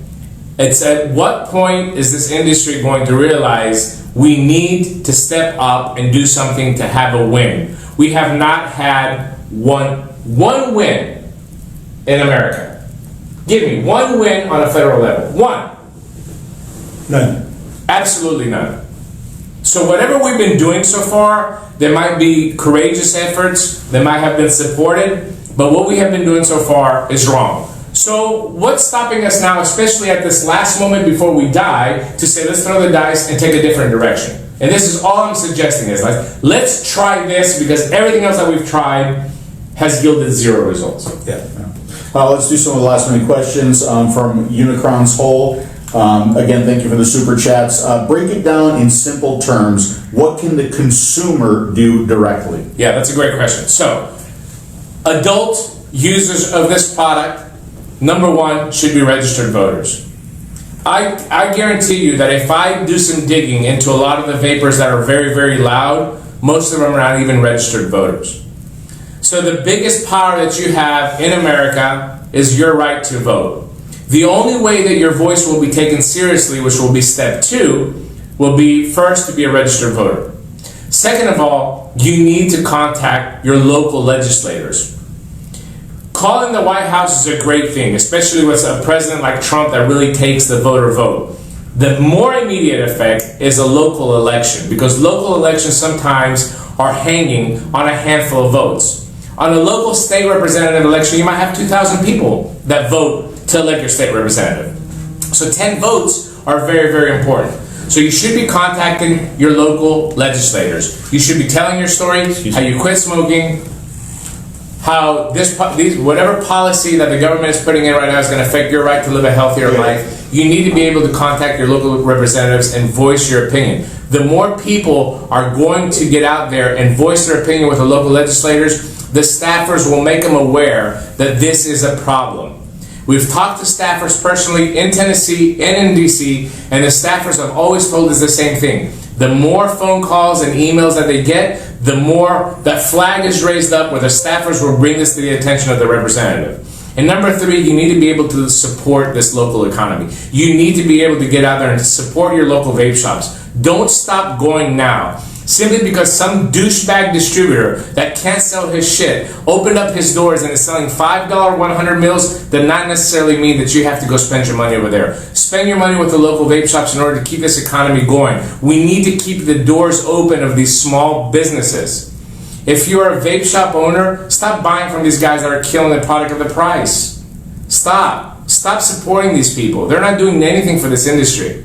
Okay? So, I jumped to the vape shop owner. But as a consumer, back to that. Register to vote, contact your local representatives, make your voice heard, educate people around you. Even if they don't want to hear it, you need to maintain that same unified message. I'm an adult, and I have every right to use a legal product in order for me to stay off cigarettes. That's a very powerful message to a local politician. Okay? Pam would like to know if we're going to be running for president and vice president in 2020. If I get $100,000, we will need about $100,000 to have a campaign. Meaning that in order for us to register, I tried to do this in the previous election with Phil, and I thought it was a good idea, but it just kind of died out. I think if we would run for president and vice president, obviously we wouldn't run to win. The only reason why we would run for president and vice president, if it becomes outrageous enough that we would be put on CNN or some of the other channels that sometimes bring these, they had this crazy guy from Texas that was a naked guy that was running for president. They gave him FaceTime on mainstream news media. So my idea would be me and Phil run for president and vice president, and our only platform would be abolish the FDA. Like this, every question they ask us, well, what do you think about the Israeli policy? Well, we're going to abolish the FDA first. And then we're going to work. That would be, I know it sounds silly, and somebody that's educated like me wouldn't talk like that, but the reason would be, is to be outrageous enough to be picked up by mainstream media. But even to do that, we need about $100,000. We need to make shirts, we need to make hats, we need to make, get some bot appearances, some sponsored tweets to get the word out there so the mainstream media will say, well, who's these crazy guys that are running on this platform of abolishing the FDA, right? Yeah. So, but I thought it'd be really, really fun. So this next question is actually for Sean and Richard. How has the ClearStream project been received? That's a very open question. Yeah. Received by whom? I can say that I have to watch where I step here. ClearStream, for those of you who are not aware, has been a research partnership that Flavor Art in Italy started way back in the day with Dr. Farsalinos, Dr. Peloso, and more importantly, with the Technology Transfer Division from the University of Milan, to research the effects of vaping in regards to toxicology in the human body. Go figure that they had the foresight to begin this research a decade ago because it's very prevalent now. The issue is we're the only ones doing it on a component end. And we've met with the CTP, we've met with the FDA, we've showed them the research. They're very appreciative of it. They gave feedback on what else they'd like to see. It's coming in really handy right now in regards to US manufacturers and PMTA, but it was only done on Flavor Art products. Like why would I give test results on a competitor who gives zero shits? And we're facing the difficulty now that as a mixer myself, I don't always just use 100% flavor. I like other flavoring options as well. And the minute you introduce a variable like that into a finished product, the Clearstream data becomes useless because there's a variable in there that we haven't measured. And that's the difficulty a lot of, well, every e-liquid manufacturer is facing now is, we can provide the data on our component side, but when you add Super Sweet, as an example, which everyone really uses, the data is irrelevant because there is a variable in there that wasn't tested for. And I mean, it brings up again this big issue. We've reached out to component manufacturers for years now, saying, "Hey, like, we don't mind sharing this protocol with you because our clients will rely not just on us but on you as well to survive because they use our flavors. What do you think?" And they turned around and said, "We don't care." And Clearstream, as good as it is, as intuitive as it was years ago, as useful as it is in the application of a PMTA, accounts for nothing unless the liquid is all flavor, of which there are very few. Yeah. Also, one more thing for the consumers I forgot to mention earlier: get on Twitter. Get on Twitter and just retweet. The last week and a half, Phil will attest. I've taken a different approach where I make one tweet to the president every couple of days, and I attach a picture of a closed shop or a business owner crying or somebody with their building for rent, and it's a very specific. I try to remain as polite as possible. The fuck you FDAs or fuck you Trump. That's not going to do anything. If you get on Twitter, you don't have to have thousands of followers. Just get on Twitter, make an account, and retweet. This is how stuff becomes viral. Like one of my most important tweets got almost 300 retweets. That's nothing. So if you're a consumer, make a Twitter account, follow a couple of people that you're interested in, and then just retweet their stuff so it picks up a live stream, and that's how stuff becomes trending on Twitter. I think that's very, very important as well too. But lately what I'm doing is, especially for somebody that ran on a platform of Make America Great Again, and we want to bring back American jobs, these people are going out of business, and jobs are being lost, and people are going to the unemployment office. So get on Twitter and retweet, not just my stuff, everything that you see out there from advocacy as well too. Get another question. We'll go through just a few more here, and that's it. Who owns Blue e-cigs? I've seen a lot of commercials lately from them on TV, and let me, before you answer that, I have too. I've seen a rash of vaping commercials on television, and what I think they're doing is they're getting as many out there as before they get shut down. Yeah, I think that what you're seeing right now is that a lot of people are afraid to go to the vape shop. So once again, here comes Big Tobacco. Fontem owns Blue, which is a big tobacco company, a subsidiary of RJR Reynolds. But I think what you're seeing with Blue and with Views and with Juul is they're trying to run as many commercials to capture people that are afraid to go to the vape shop because of the way that the CDC has presented vaping and the vaping illnesses, right? Well, so when they say out there, "Oh, stay away from vaping," these companies are trying to attract the adult crowd by making these commercials like, "Oh, this is pure liquid. If you see the way that the liquid goes into the pod, like it's completely clean, and we've perfected the right draw and tested with flavors for adults, blah, blah, blah." I think that they're trying to capture a demographic that's afraid to go to the vape shop anymore. Okay, I think that's good. That's it. We'll stop it there. There's some talk about the MSA and Well, everybody, if you don't know about the MSA right now, and again, the MSA is useless because we're all sharing the information between us. I've been talking about the MSA since 2015. Nobody listened, but it is what it is. Everybody's an expert on the MSA now.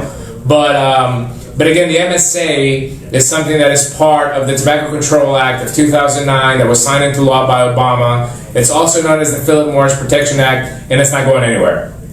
There you go. So we can talk about it all we want. It's not going to change. Do I dare read this? Maybe I will. Maybe I will. Have you seen the YouTube vid by Vaping with Vic? What's Up Special? Okay, Vic, what would you do? He really puts into what we need to do using the UK model. Well, I can't because Vaping with Vic has called me Big Tobacco and I have not seen an apology from his videos, so there's really no reason for me to watch. Right. Vaping with Vic has caused nothing but drama with us. So when we get an apology, maybe we'll... maybe we will. But at that point, if Vaping with Vic wants to come here in America and say vaping, I'd be more than happy. But I'll buy the ticket. Yeah, absolutely. Okay. Anything else? Vipe? Yeah, we've seen what Vipe is doing here in Canada. Absolutely. They're promoting the hell out of it. And guess what? They don't care. They'll pay a fine if they break the rules. They do it in Greece all the time with IQOS. IQOS in Greece breaks the rules constantly that are set forth by the TPD. So they get a fine for 5,000 euros. Who cares? They pay it and they go on. Let me say hello to Mike Vapes. Mike Vapes wants to know if there is a website for the PR campaign, or do we contact Dimitri directly? We contact Dimitri directly. Yeah, directly me or Brent Stafford or Matt Cully, Matt from SSM, also known as Suck My Mod. You can contact any of us directly, but I think the key here is we're not looking for $100 donations to start to build this up. It's going to take a year. We're looking for you guys, especially you guys that are big YouTube influencers, to influence the big manufacturers to step up and say we're going to get this done overnight. Because we can't wait 6 months to get this done. This is something that we were talking about last night. This has to be done yesterday. Yeah. I mean, this has to be done actually 3 weeks ago. Last year. 4 weeks ago, last year. It should have been done last year. Yeah, it should have been done last year. And I'm going to tell you right now, I had the opportunity to take Juul money and I said no. So fuck all of you that have been calling me and Field Big Tobacco since 2015, because I could have taken Juul money last year and run with this campaign and say screw to the open vapor industry. But the Whole Truth campaign is based on this. The products that me and Phil design, and that's the open vapor space. And we're trying to protect you, the vape shop owner, and the customer that depends on open vapor to stay in business. I said it, whatever. You should say it. I shouldn't have said it. I shouldn't have said that. No. I feel bad. It needed to be brought up to the forefront because I mean, people look at us. I mean, people have said Sean's trying to corner the industry. Flavor Art's trying to be the only flavor manufacturer. I mean, it's the same thing. It's not our fault collectively that we're doing the right things, that we're advocating for the right things, and nobody else is. Right? It's not our fault, Flavor Art's fault, that we did Clearstream 10 fucking years ago, right? Thinking that it might be useful. I'm going to tell you guys honestly, if I took a quarter of the money that was offered to me personally to sell diacetyl containing flavors, right? I would not have driven a minivan up until 3 months ago, where I traded it in for a Hyundai. It's a Hyundai. It's a nice Hyundai. It's a nice Hyundai. It's a kick-ass Hyundai. And it's the quality of Japanese cars. Korean. Let me do one of my charts, okay? Yaris. Yeah. Oh, what?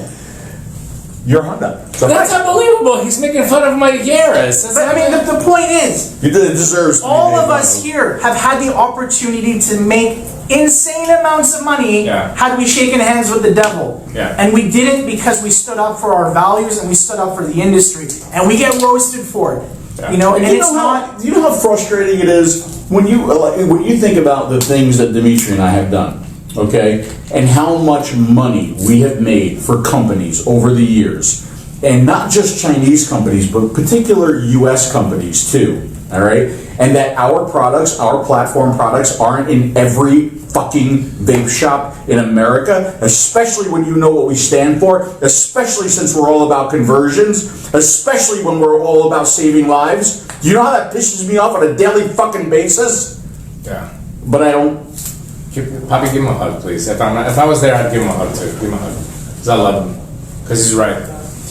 Anyway, so the Yaris is a great car. Listen, I've taken it 160 kilometers per hour with fuel in the car, and it didn't die. It's terrifying. But did you die? I feel safer on a roller coaster because I know how many. Guys, so what? As Governor Cuomo says, so what? So what? So what? I'm just saying, like, the people who even think that we're on the take or that we're trying to corner a market here, you know, just to clarify, we'd be living a different life. with that kind of money. And then there's douchebags too. There's douchebags like NJ Forced Life, who says, if your e-juice was better, Phil, it would be. See, like, you're a clueless fucking moron, because my e-juice went away a long time ago, and we're not even talking about e-juice. I prefer the term e-liquid. We're talking about hardware. People please, like, send me more information so I can ban you. That's All right. But everybody else, I love you guys. So let's go on a positive note.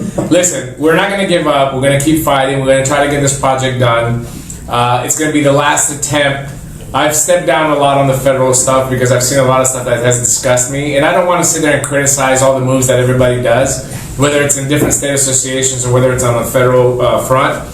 But I will guarantee you that I'm not going to stop fighting for this industry. I guarantee you that Phil's not going to stop fighting for this industry. I guarantee you that these guys are not going to stop fighting for this industry, to make this industry legitimate and to continue to offer these products to adult smokers. I'm going to go down fighting, and if we do lose, we lost. But at least we know we did everything possible through our hands to keep this product around. Okay? So let's look to the future, and the future right now needs PR. That's it. So ask the people that you're giving money to, what are they doing to change the public perception? Whether you're buying product for them, whether you're donating money to an association, whether you're giving money to a federal trade association, ask them, what are you going to do to drive customers back into my business? And the only way to do that is PR. We're not backing down. We're always going to be there to offer you at least support. I mean, I feel so bad. Me and Phil have this discussion almost daily. I spent more time with Phil in the last 3 weeks than I have with my family. And daily we have this discussion of how bad we feel for all these messages that we're getting. People crying, people telling us what to do. I wish I had the answers. The only thing I can offer you is comfort and compassion, and I understand what you're feeling. And the only thing that I can assure you is that I'm not going to stop. Even for the douchebags, we're going to keep fighting. Even for the douchebags, we're going to keep fighting because we believe in this product. All right. Amen. Richard, anything else that you want to add? Sean, you want to close this up? Want to say anything? And we be seeing you again soon. If me and Phil do win the presidency in 2020, Chen Ping Wang will be our Secretary of State. Oh my God, that alone is worth voting for us right there. I'm giving you the position from now. Government, if you're watching, I volunteer to be the body double for Kim Jong-un. I can do it. You gotta put the glasses on. Go get your glasses. Yeah, love America! Love America! That's funny. Anybody out there, we certainly, as Flavor, from Rich and I's perspective, have had a long-term friendship with these two guys. We always love spending time with them. It brings us back to the old days where we would see each other at shows when shows were a thing. To have them up here in our home as our guests is special. For them to be involved, for them to allow us to be involved in making a difference with the Smokers Show in our own little way, okay, with the Switch competition, is meaningful to us. Please understand, guys, okay, I'm not making a dime, not a dime, okay, on this initiative, okay? It's to literally initiate people and DIYers specifically to help more people convert, right? This is not a promo marketing thing at all, right? Okay, I just care that DIYers are making some tobacco vapes to help maybe better transition smokers that can't. I think that the transition rate, okay, we never talk about this, okay, I think the transition rate is no better than 50%, okay? I think that 50% of people that would like to quit smoking with vaping fail, and that's 100% our fault. 100% our fault, okay? When I see them being handed devices with LED screens, okay, and multiple things that they have to do, this device that they have out here is about simple. Right? Phil and I always talk about his mom, who I love dearly, I know well, I've had her to my house, okay, right, okay, like she can't understand, okay, anything. This Adept is really stupidly simple, right? Effective, stupidly simple, right? Same thing with liquid, okay? We make mistakes all the time. I think retailers probably, they'd like to say, oh, every person that comes in my shop is a loyal long-term customer. Bullshit. Okay, bullshit. Okay, I think 50% of them you drive out. Yeah. Okay, because when they come in there, okay, and there's a guy that they can't identify with, Okay, your choice to have spacers and neck tattoos, not mine. Okay, but how many adults? Okay, come in, not 23-year-olds, adults. A 45-year-old in a suit. Yeah. Okay, comes in. Okay, and you're chucking clouds. Okay, from behind the thing, and then you hand him some device that you have never vaped before. Okay, you've never even vaped it. Okay, you've never tried it, right? And you hand them and prescribe them the wrong thing. Yeah. Right? Okay, so at this stage of things, okay, this isn't a popular sentiment, but you know what? If we're not demanding accountability, and that's what it really is, okay, you can talk all you want, you can hang around in a Facebook channel and think you're doing something. My attitude is you're doing fuck all. Okay, I like to see every day who actually is proposing something. Yeah. Okay, what's that girl's name? Okay, she's from Phoenix. Oh my God, she was just at VTA and I saw her at, okay, Amanda Wheeler, yeah. Okay, she stood up. She did something. She did something. Okay, Yeah. fuck, I'd like to see 100 of you, Yeah. 1,000 of you. Okay, do something. Yeah. Okay, she stood up. God bless her. Yeah. God bless. Okay, her and her husband. You know, wonderful people struggling to survive. Okay, and a great business. They deserve success. Okay, that couple. Okay, Jordan and Amanda, I wish nothing more than your ability to survive through this and carry on, because you admonish what I believe is best in the vape world. Okay, Do something. So do something. Yeah, accountability to do something, and not only yourself, but like Dimitri was saying, fucking call your e-liquid company. Yeah. What are you doing to support my future and our customers that buy your products? Okay, what are you doing? Okay, right? And, you know, these manufacturers, you got to step up. I'm glad to see guys starting to step up now, but fuck, where were you 3 years ago? Yeah. 5 years ago? Yeah. Okay, it's really to step. You know, when you see the precipice of the edge, it's easy to change. Yeah. Okay, when a certain death. Okay, somebody said to me, okay, Dimitri, if I came to you and said, cut off your leg, you go fuck yourself, Sean. Yeah. I said, if I've got a 44 Magnum to your fucking head right now, and I say, you cut off your fucking leg, or I'm gonna pop Give me you. the saw. Okay? Yeah. Okay, right? So guys, I mean, it's scary to me to see only 270 people on Capitol Hill. Yeah. Okay? Let me tell you, when I've seen 1,000 people go to a state capitol, okay, not federal capitol, okay, in a little tiny country like Canada, okay, if we had 2,700 businesses there, that would have made an impact. Yeah. Okay, where the fuck were all you? Yeah. Okay, and I'm not naming names. Yeah. Okay, right? But everybody knows who was there, and everybody knows who didn't go. Yeah. Right. There's still a lot of customers out there. I think there's still 35 million smokers in the United States. You don't need CBD. You don't need credit. In my stores, you've been in my stores in Greece, Phil. I don't sell CBD. I don't. Oh yeah, there's distributors out there that are pushing it. I don't sell kratom. I don't sell any of that. My focus is smokers, and if that's your smoker, you got plenty of customers out there. Get out there and do the right thing, convert people, and get out there and fight for your business, like Sean said. Yeah. All right, let's end it on a positive note. Big group hug to everybody. Keep up. It's tough right now. We understand. Try to stay afloat. Try to survive. Put the pressure on the manufacturers to do something to protect you. And don't give up. I still believe one day we're going to win. Hang with positive people. Guys, you need re-encouragement, okay? You need people around you that are going to let you keep going in the fight. Don't fucking hang around with the people that are giving up, leaving, okay, heading off to other places, okay, and talking bullshit, solutions. Okay, too much of that right now. DIYers, if I see you talking about stocking up, okay, to get through the apocalypse, fuck you. Okay, I hope you don't follow me on Facebook. Okay, fuck you. Okay, honestly, I think you lost a lot of people on this. We just killed on the DIY market. But he's right. From 15%. It's not about you. It's not about you. It's about the smokers. It's not about you. It's about the people that have not discovered. It's not discovered. Oh, by the way, Patricia Magnus says, what about ads for vape shops and local newspapers? That's what I'm doing in Tennessee, but I can only control my state. You're going to see here, we had a good piece PR in Times Free Press this past Sunday. You're going to see some ads that are going to run across Nashville and Memphis in the next couple of weeks. but I can only control my state and how much funding that I have based on my state association. So in my state, Tennessee Smoke-Free Association is doing public service announcements, and we're basically saying, since the government won't tell you, let us tell you what's getting people sick. And we have pictures of vapor devices, and we have pictures of THC carts, and we're explaining to the public what the difference between the two is and what each one can cause. We can do that in the state. That's going to be shared up on Taste Your Juice as soon as you release it. Yeah, I just can't give you more information because I don't want the media to get a hold of it, and I don't want the opposition, the Lung Association and Cancer Society, to get riled up and start combating it. You see it over the next week. I'll show you what Tennessee is doing, and if you want to do it in your state, that's more than happy. I'll share it with you. Closing out on a fun note on Facebook. X1, if you suggest that this is a good idea, okay? Philly Mays for president, okay? Philly Mays, yes. Okay. Philly Mays, okay?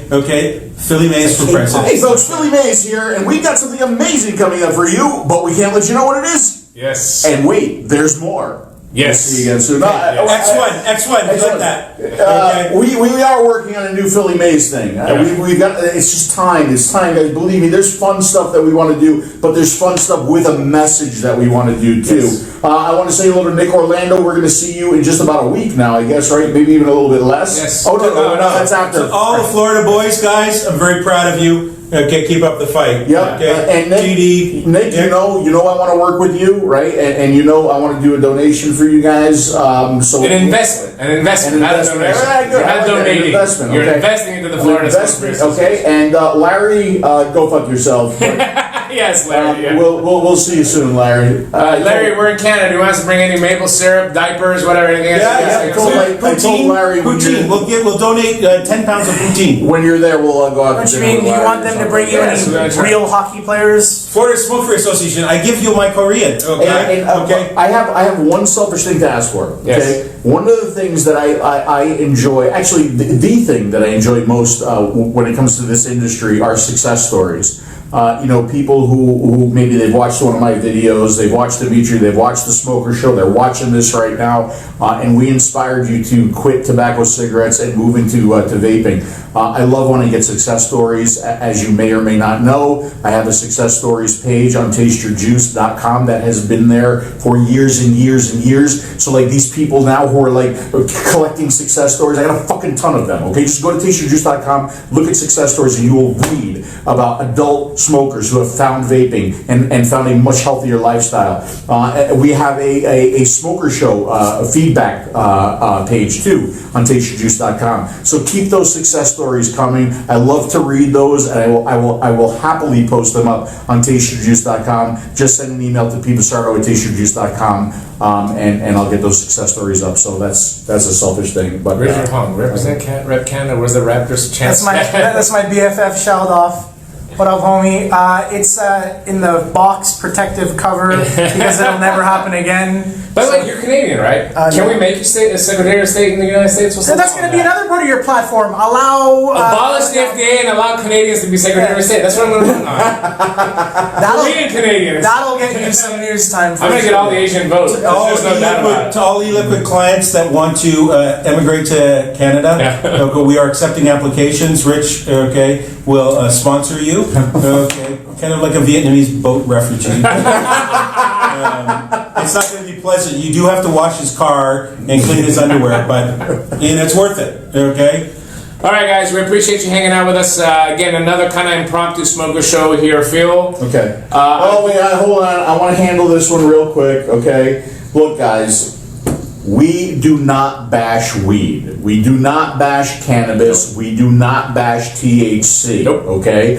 As a matter of fact, some of my closer friends will truly say, that know me, that will truly say that I don't bash weed or cannabis. I can vouch. Okay? All right. So let's leave it at that. Okay? And we understand that if you are a mature adult who wants to do it in a legal state and you go to a dispensary and you get legitimate product, you're going to be okay. Okay? It's not a THC issue. It's not a nicotine issue. We understand that. We acknowledge that, right? It is an illicit, illegal thing. Okay? And I'm saying okay now. They're going to start doing Everybody on YouTube, just not drive. That's all I'm going to tell you. Part of Canadian speech. Stop it. Okay, but we understand that. We understand that, okay, and we know that it is an illicit issue, it's a vitamin E issue, it appears to be a pesticide issue now thing. Okay, so we don't bash that. We don't bash that. Now, you may see me post little angry things on my Facebook, like the little druggies thing that I did, that a couple people lost their fucking minds because you just want to be butthurt without understanding what I am trying to say in that post, okay? But yeah, no, we don't bash the legitimate industry, okay? Hey guys, okay, 2 things.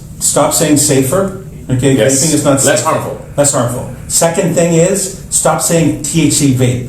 Okay, 1, okay, statistically, only 11% of adults understand what THC means. The majority of adults think that THC right now is a primary component of vape. Oh, Okay, and why keep saying vape? Okay, it's cannabis oil. Just say cannabis oil, cannabis extract. Okay, say something like that. Cannabis salad dressing, whatever. And FYI, remind people, it's not flavored. Okay, okay, it's an oil-based product. Flavors are water soluble, not oil soluble. Our product could not go in a cannabis product. Okay, okay, it cannot be flavored. Okay, so say cannabis oil, right? Cannabis not oil. THC vape. Illicit cannabis oil. Yeah. All right, good. Don't say THC. Or danking. Or hashtag danky, yo. Thank you. All right, guys, we got to wrap it up. Yeah, thanks a lot. Okay. If you're program note, Thursday. Well, we're going back home for a day. Thursday we're leaving for France. We'll be at Vape Expo Paris this weekend, and then the following weekend we'll be shortly in Tampa for the VMX. Are you gonna be live this weekend? I don't think we're gonna be there all weekend, but we're gonna come down to Tampa and hang out with you guys down there. So if you're in any of those 2 locations, come by and say hi and give us a hug. If you're a smoker watching the Smoker Show right now on YouTube, we do want to reiterate, if at this given time you have tried everything available for you to quit smoking, the patches, the gum, and you have failed, there's absolutely no reason. Go back and look at the episodes where we had Dr. Fasarinos, where we had the oncologist last year. Go look at those episodes where the doctors will tell you, if you've tried everything else available to quit smoking and you have failed, there's absolutely no reason for you to try and transition into a vaping product to save your life. So that's the message that I want to close Absolutely. Before you guys close it up, let me just say, again, I'm going to pull the Facebook stream because the audio is much better. I'm going to put it in YouTube when I get the chance. We'll do that. If you are watching this, we do appreciate you thumbing it up. We appreciate you subscribing. And we appreciate you sharing this too, because I tell you what, there was a lot of passion in this video. There was a lot of good information in this video. And you know, the same way a review gets 100,000 views on the next product that does all the same shit as the last product, it would be nice if something important got shared around as well. Oh, wow. So like the YouTubers would say, I almost got a chubby there. folks, smash the like button, subscribe, and we'll see you again soon. All right. All right, and I know that was like an extremely long video. We normally don't do that, but this is an important battle, a very important battle. Oops, let me cut volumes down here. Okay, sorry, I was probably blaring in your ears. Sorry about that. I forgot I had those volumes cranked up, but it's a very important battle, and I just want to remind everybody that there are between 100 and 200,000 people that their livelihoods are on the line. How they pay their bills is on the line. You know, this isn't just about the people that vape. This isn't just about, it's not about me. I DIY. I for the most part, make all of my own e-juice. And, you know, a lot of this stuff may not even affect me, other than some flavorings may be a little harder to come by. But it's not about me. It's about the industry. It's about those who work in the industry. It's most importantly about the mission. And I have never lost track of that mission. And that is to help people be able to get nicotine in a less harmful manner. I'm trying to retrain myself to say it the way that they're advising to say it. And it takes a little bit of work to retrain the mind and the tongue, you know. because I instantly want to say safer as well. But this whatever America that we live in, to where we have to use the proper language or else people lose their minds. It's ludicrous, but whatever. Do got a couple of things that I do want to show here. First off, this was the turnout in Ohio today. So I want to give out a shout out, a big appreciation to the crowd that turned out in Ohio today at the State House. Folks, this is what needs to be done. But I'm telling you, we're not really going to affect change unless we plan to stay there for a little bit. Because, again, just like with the phone calls, just like with the petitions and everything else, guess what? These people are here for a little while and they go home. So the people that run the state essentially don't have to look at them, right? After today, they might have had to look at a few faces today. They might have had to walk past a few people, but that'll be the end of it, right? But if you go there and you stay for a week or 2 weeks, you make an awful big damn point. Awful big point. And I understand not everybody can do that. I fully understand that. But when you've got a state that has, 1.5 or, say 150,000 vapors in it, right? Or even some, I think Michigan had 400 and something thousand. You can't tell me that out of, say, almost 500,000 people, that you can't find 2,000 people that would be able to do that. I guarantee you could. I guarantee you could.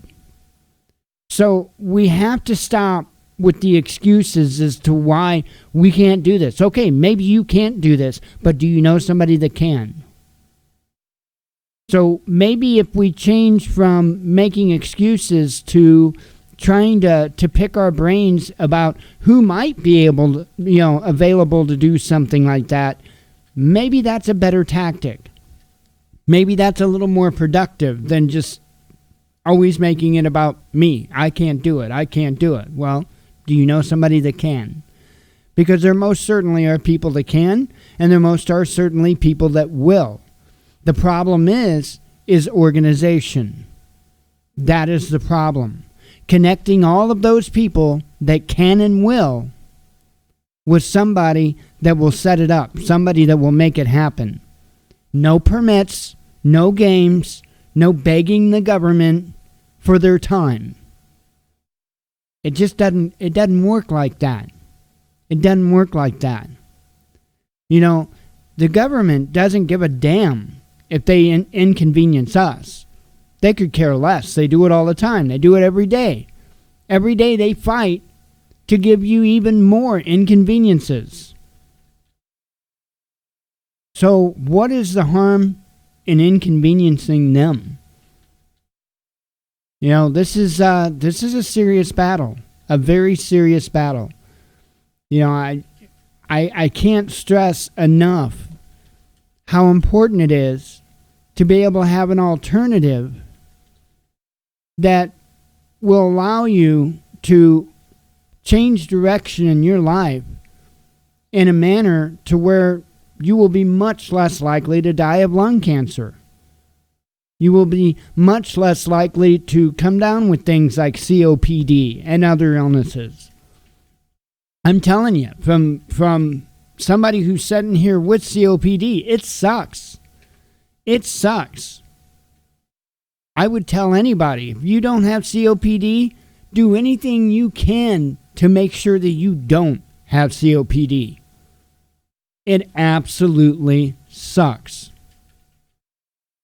So, one other bit of news has came out here in the recent, and I've got the main update, and then I've got an update to the update.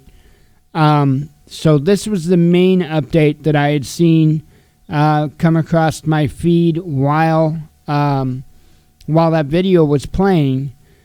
This was being tweeted out by an Azim Chowdhury, or I'm sure I got the name wrong there.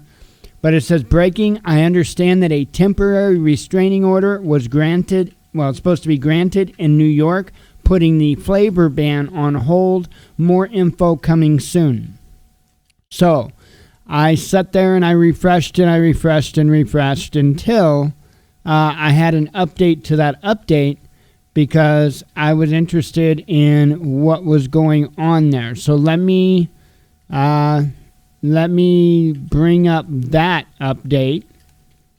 No, I don't want to subscribe to your newsletter and go back. Wait a minute.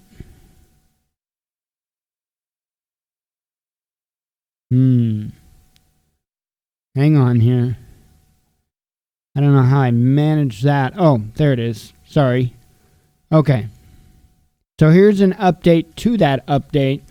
Apparently, the owner of Benevolent e-liquid, who is on the suit, went live on Facebook confirming a 24-hour temporary restraining order with possible ruling tomorrow at 11 a.m. So that means the fight is strong in New York. That means the fight is strong. We'll just have to see. It's something I'll keep an eye on tomorrow and see if anything comes of it.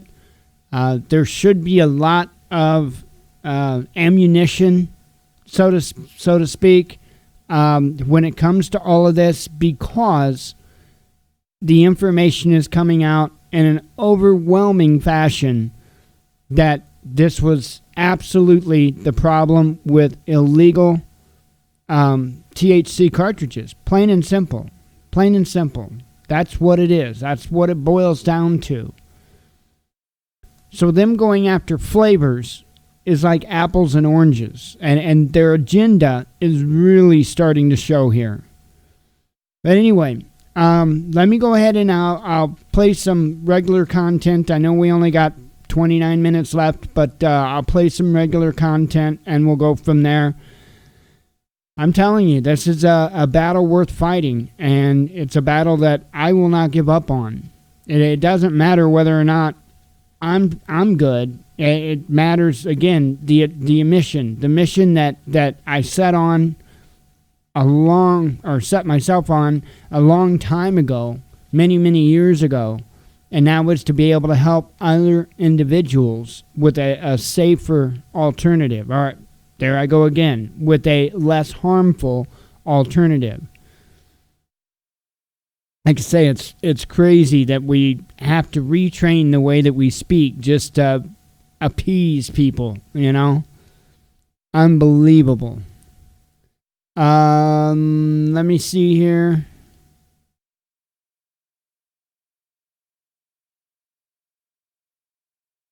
Okay. Let me go ahead and go with this from The Prepared Mind. He's got one titled, SHTF Not Possible, Think Again, History. Let me get video switched over here, and we'll get that on its way.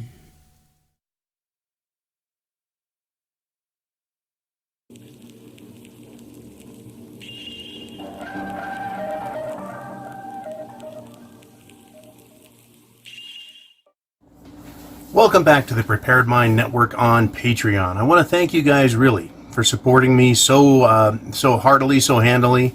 And I'm also glad that you guys enjoyed the Bigfoot video. That was a lot of fun to do, finally to put it out there. So I don't have to tell it again. I can just refer people to the video if they want to hear about it. Anyways, speaking of Bigfoot, who's rather a caveman-like creature, this has come up again and again and again my whole life. You know, back when my childhood was stolen from me by politicians and we were threatened with nuclear annihilation, Holocaust, winter, and incineration, that's nothing like a little bit colder winters and hotter summers that these poor kids, these little snowflake Generation Z little twerps, are having to experience. Oh my God, the uncertainty of future, They can't handle it. They're melting down. Literally. You know, I had my childhood stolen too. Big deal, right? But I have always, believed we could get bombed back to the Stone Ages. We could get bombed back. In fact, I believed as a young man, as a teenager, as a man in my 20s, that there were prior human civilizations. I used to look at things like the Sphinx, the South American pyramids buried in the jungles, even though they say those are only 500 to 1,000 years old. They do contain a little key, though, to information. The threat that we could end up in a Captain Caveman shit hits the fan is very real. I want shit hits the fan light. I don't want my children, your grandchildren, anybody to live, right, in caveman-like squalor.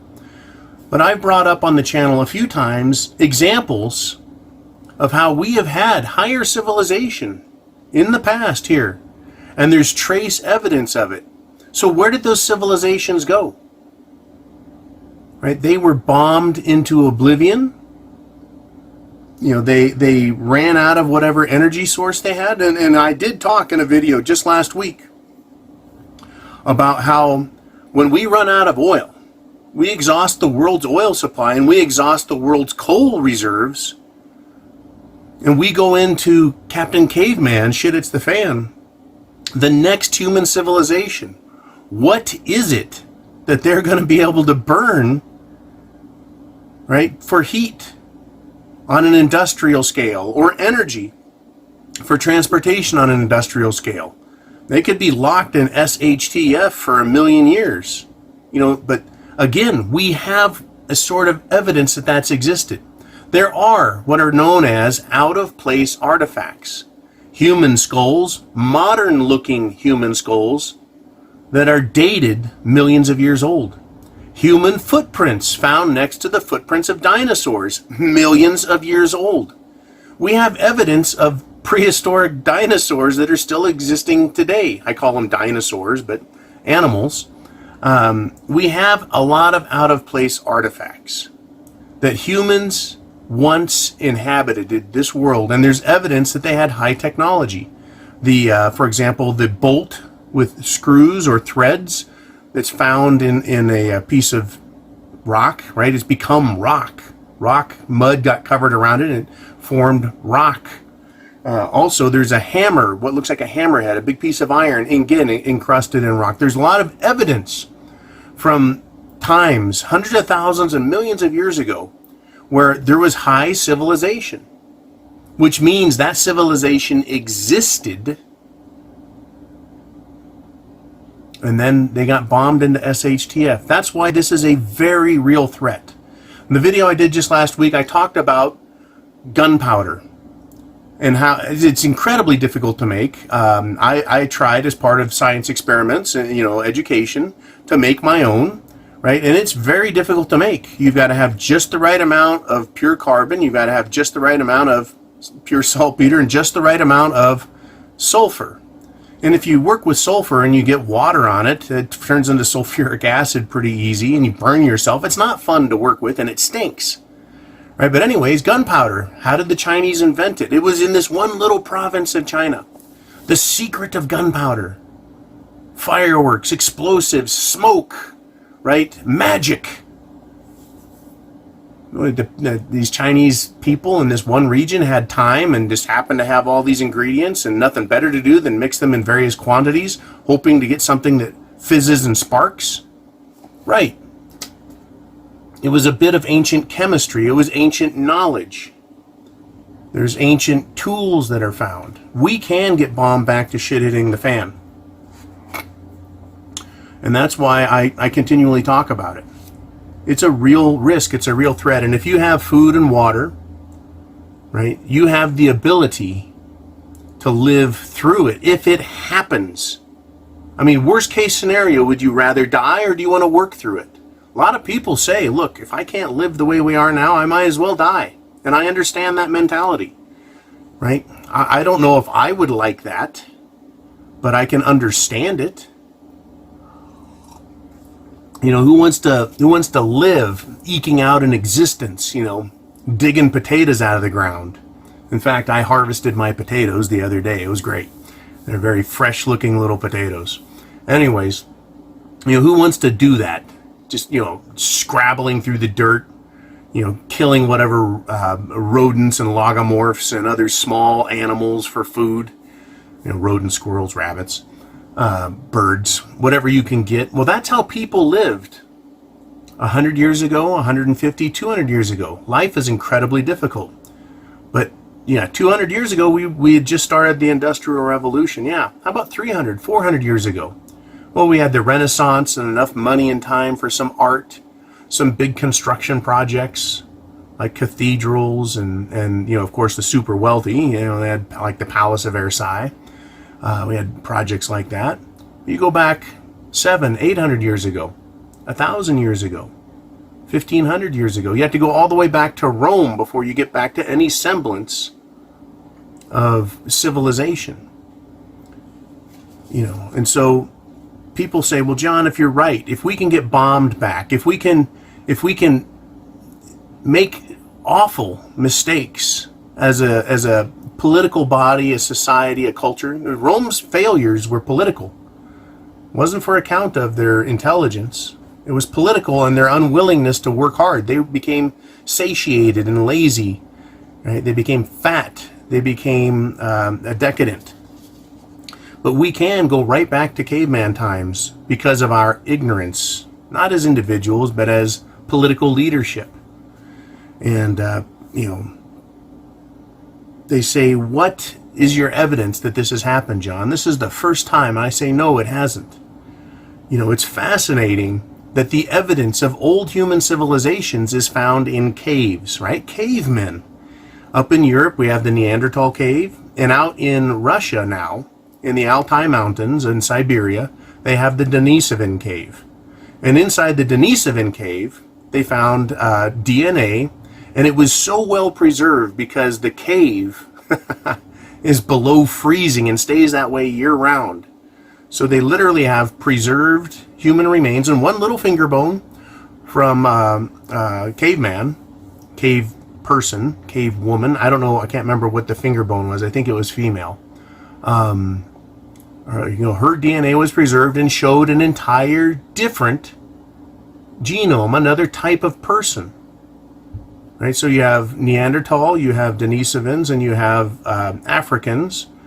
And the evidence has come out now that, in fact, in this cave, they found another bone that showed it was a first generation hybrid between Neanderthal and Denisovan.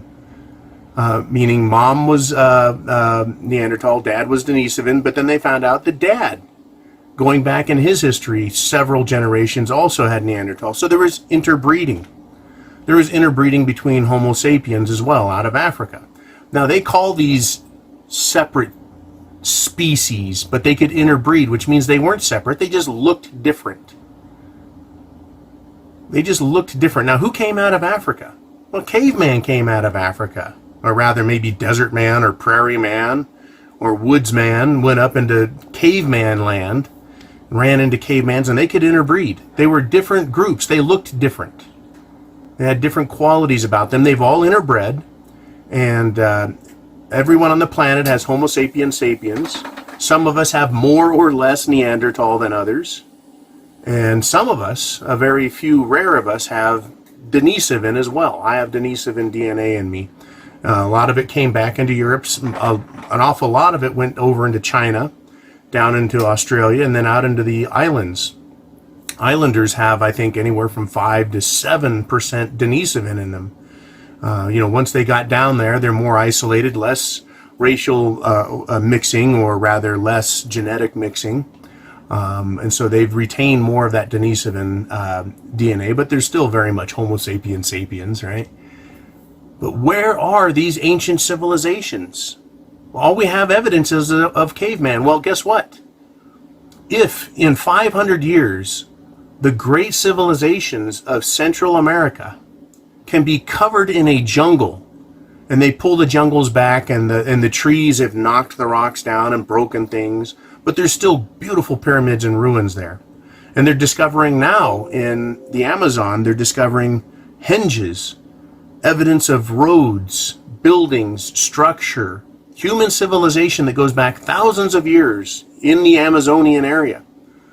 There's former human civilizations, and nature can destroy things and take things back very quickly in a matter of hundreds of years and certainly over a couple of thousand. And they say, well, you know, the earliest human civilization was Mesopotamia, 6,000 years ago. Well, they've doubled that with the discovery at Göbekli Tepe in Turkey. The culture, the people literally buried the city of Göbekli Tepe, which had monolithic structures, stacked rocks, buildings. They buried it all. Supposedly intentionally. Was it to cover a disease? Because they didn't like the civilization, what it became? Who knows, but it was literally buried in dirt. That's 12,000 years ago. There wasn't supposed to be any humans, certainly not civilized ones.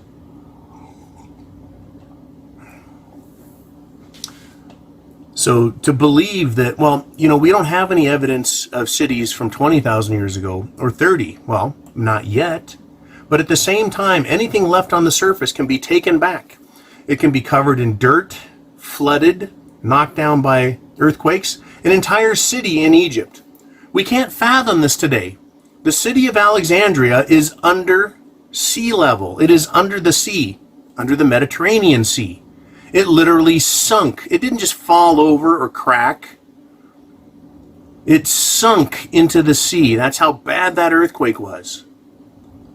They can sink. They can be buried. They can be shaken to pieces. They can be burned down. Weather, time, plant life destroys things. It gets in there and breaks them apart. The reason we have evidence of cavemen from 30, 40, 50, 60, 70, 80, 100,000 years ago, the reason we have evidence of them is some of them lived in caves. Perhaps that was the dumbest among them, right? Perhaps that was their Californian idiots, right, who wanted to get back to nature, so they decided to live in caves, right? We have humans today that live in caves, literally live in caves. They've built homes in caves. They've literally taken a cave and built a modern home into it. If our civilization were to die, people died, other people would come along and they would take apart the cabinets and burn them for fuel, for wood, for fire. Right? The furniture would rot away or would be burned for fuel or turned into clothing. Everything in there would be turned into something else. It'd probably be left with a floor, right? Probably a stone floor. Well, that would be covered in dirt over time, bat guana, all kinds of shit over thousands and thousands of years, so that when an archaeologist from the far future found that floor, they would say, oh, look, here's evidence of a civilization. They had the ability to make tiles. Wow, how fascinating. But there's nothing else here that exists other than some bones and some crude stone tools, because that's all they would have left. After a couple hundred years, our knives are not going to be knives. They're going to be worn down to little metal nubs. Right? If we go into Captain Caveman, everything we have will be used up until it can't be used anymore. And it will disappear. The elements, rain, sun, fire, earthquakes, mud, dirt, rot, is going to eat away our entire civilization. Telephone poles, roads, houses, they'll all disappear.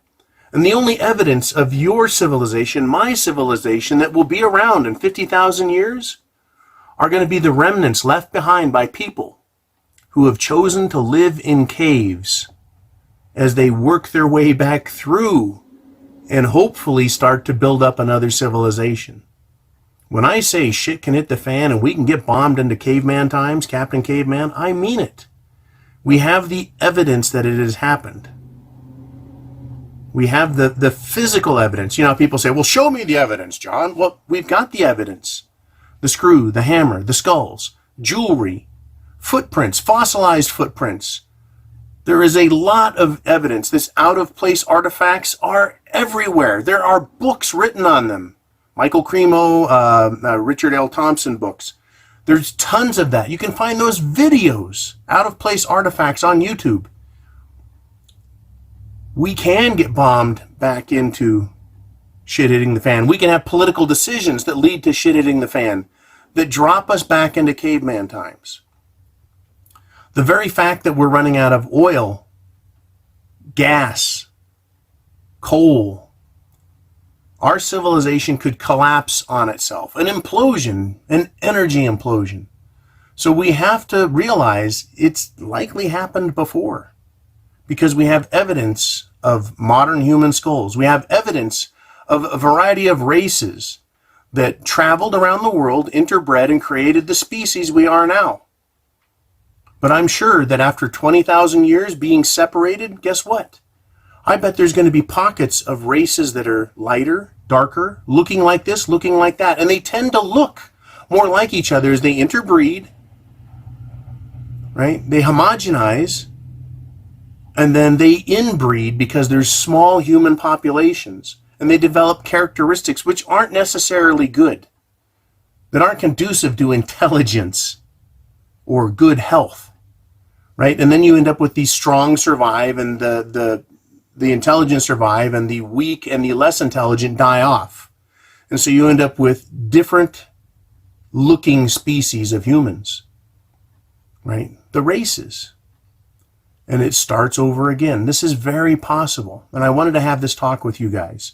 It is possible to go back into Captain Caveman. That's why it is important for us, me and you, everybody, to fix the problems we have. We're going to go through an economic reset. We're going to go through some political turmoil. I call that shit hitting the fan light. It's going to happen. The question is, can we as a species, right, make our way through it?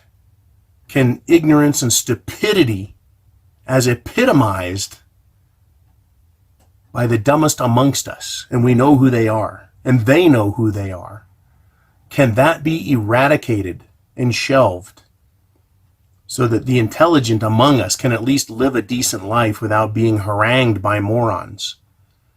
Yeah, that's a big question. We're going to go through some sort of shit hits the fan. And again, the question is, can we make it all the way through?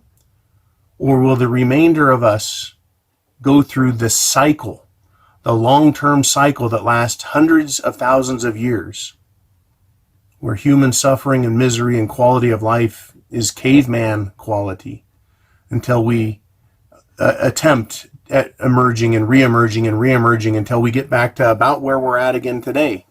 And then we ask the question, how do we solve our energy needs? How do we respect ourselves and each other as people?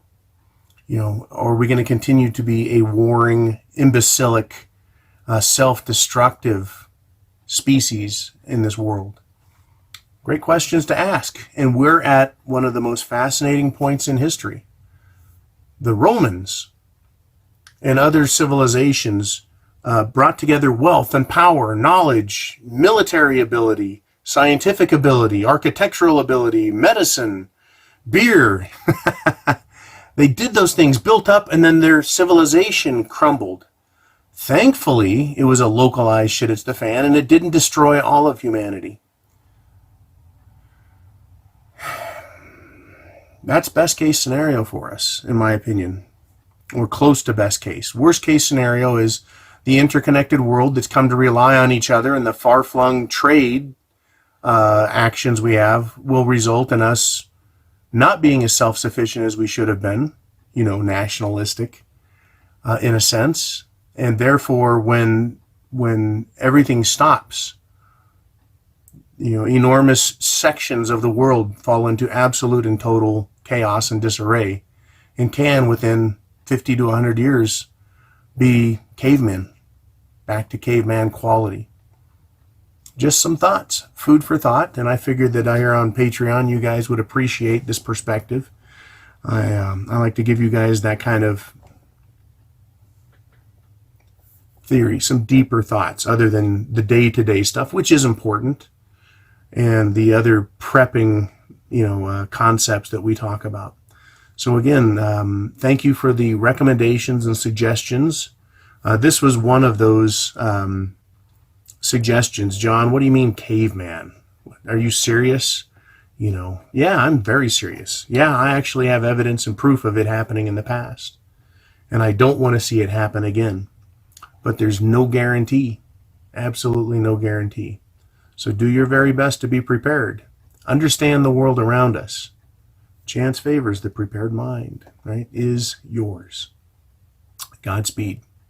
Semper Fi.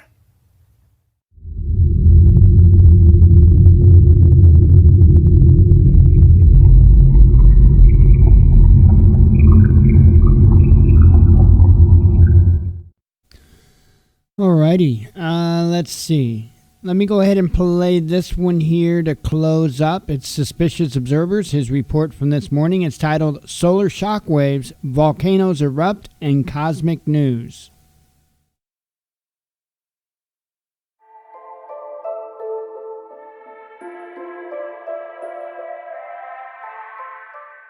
Good morning, folks. As we watch a gorgeous plasma filament grow to exceed the magnetism containing it, know that we've got a ton of weather, volcanoes, and top science news coming right here.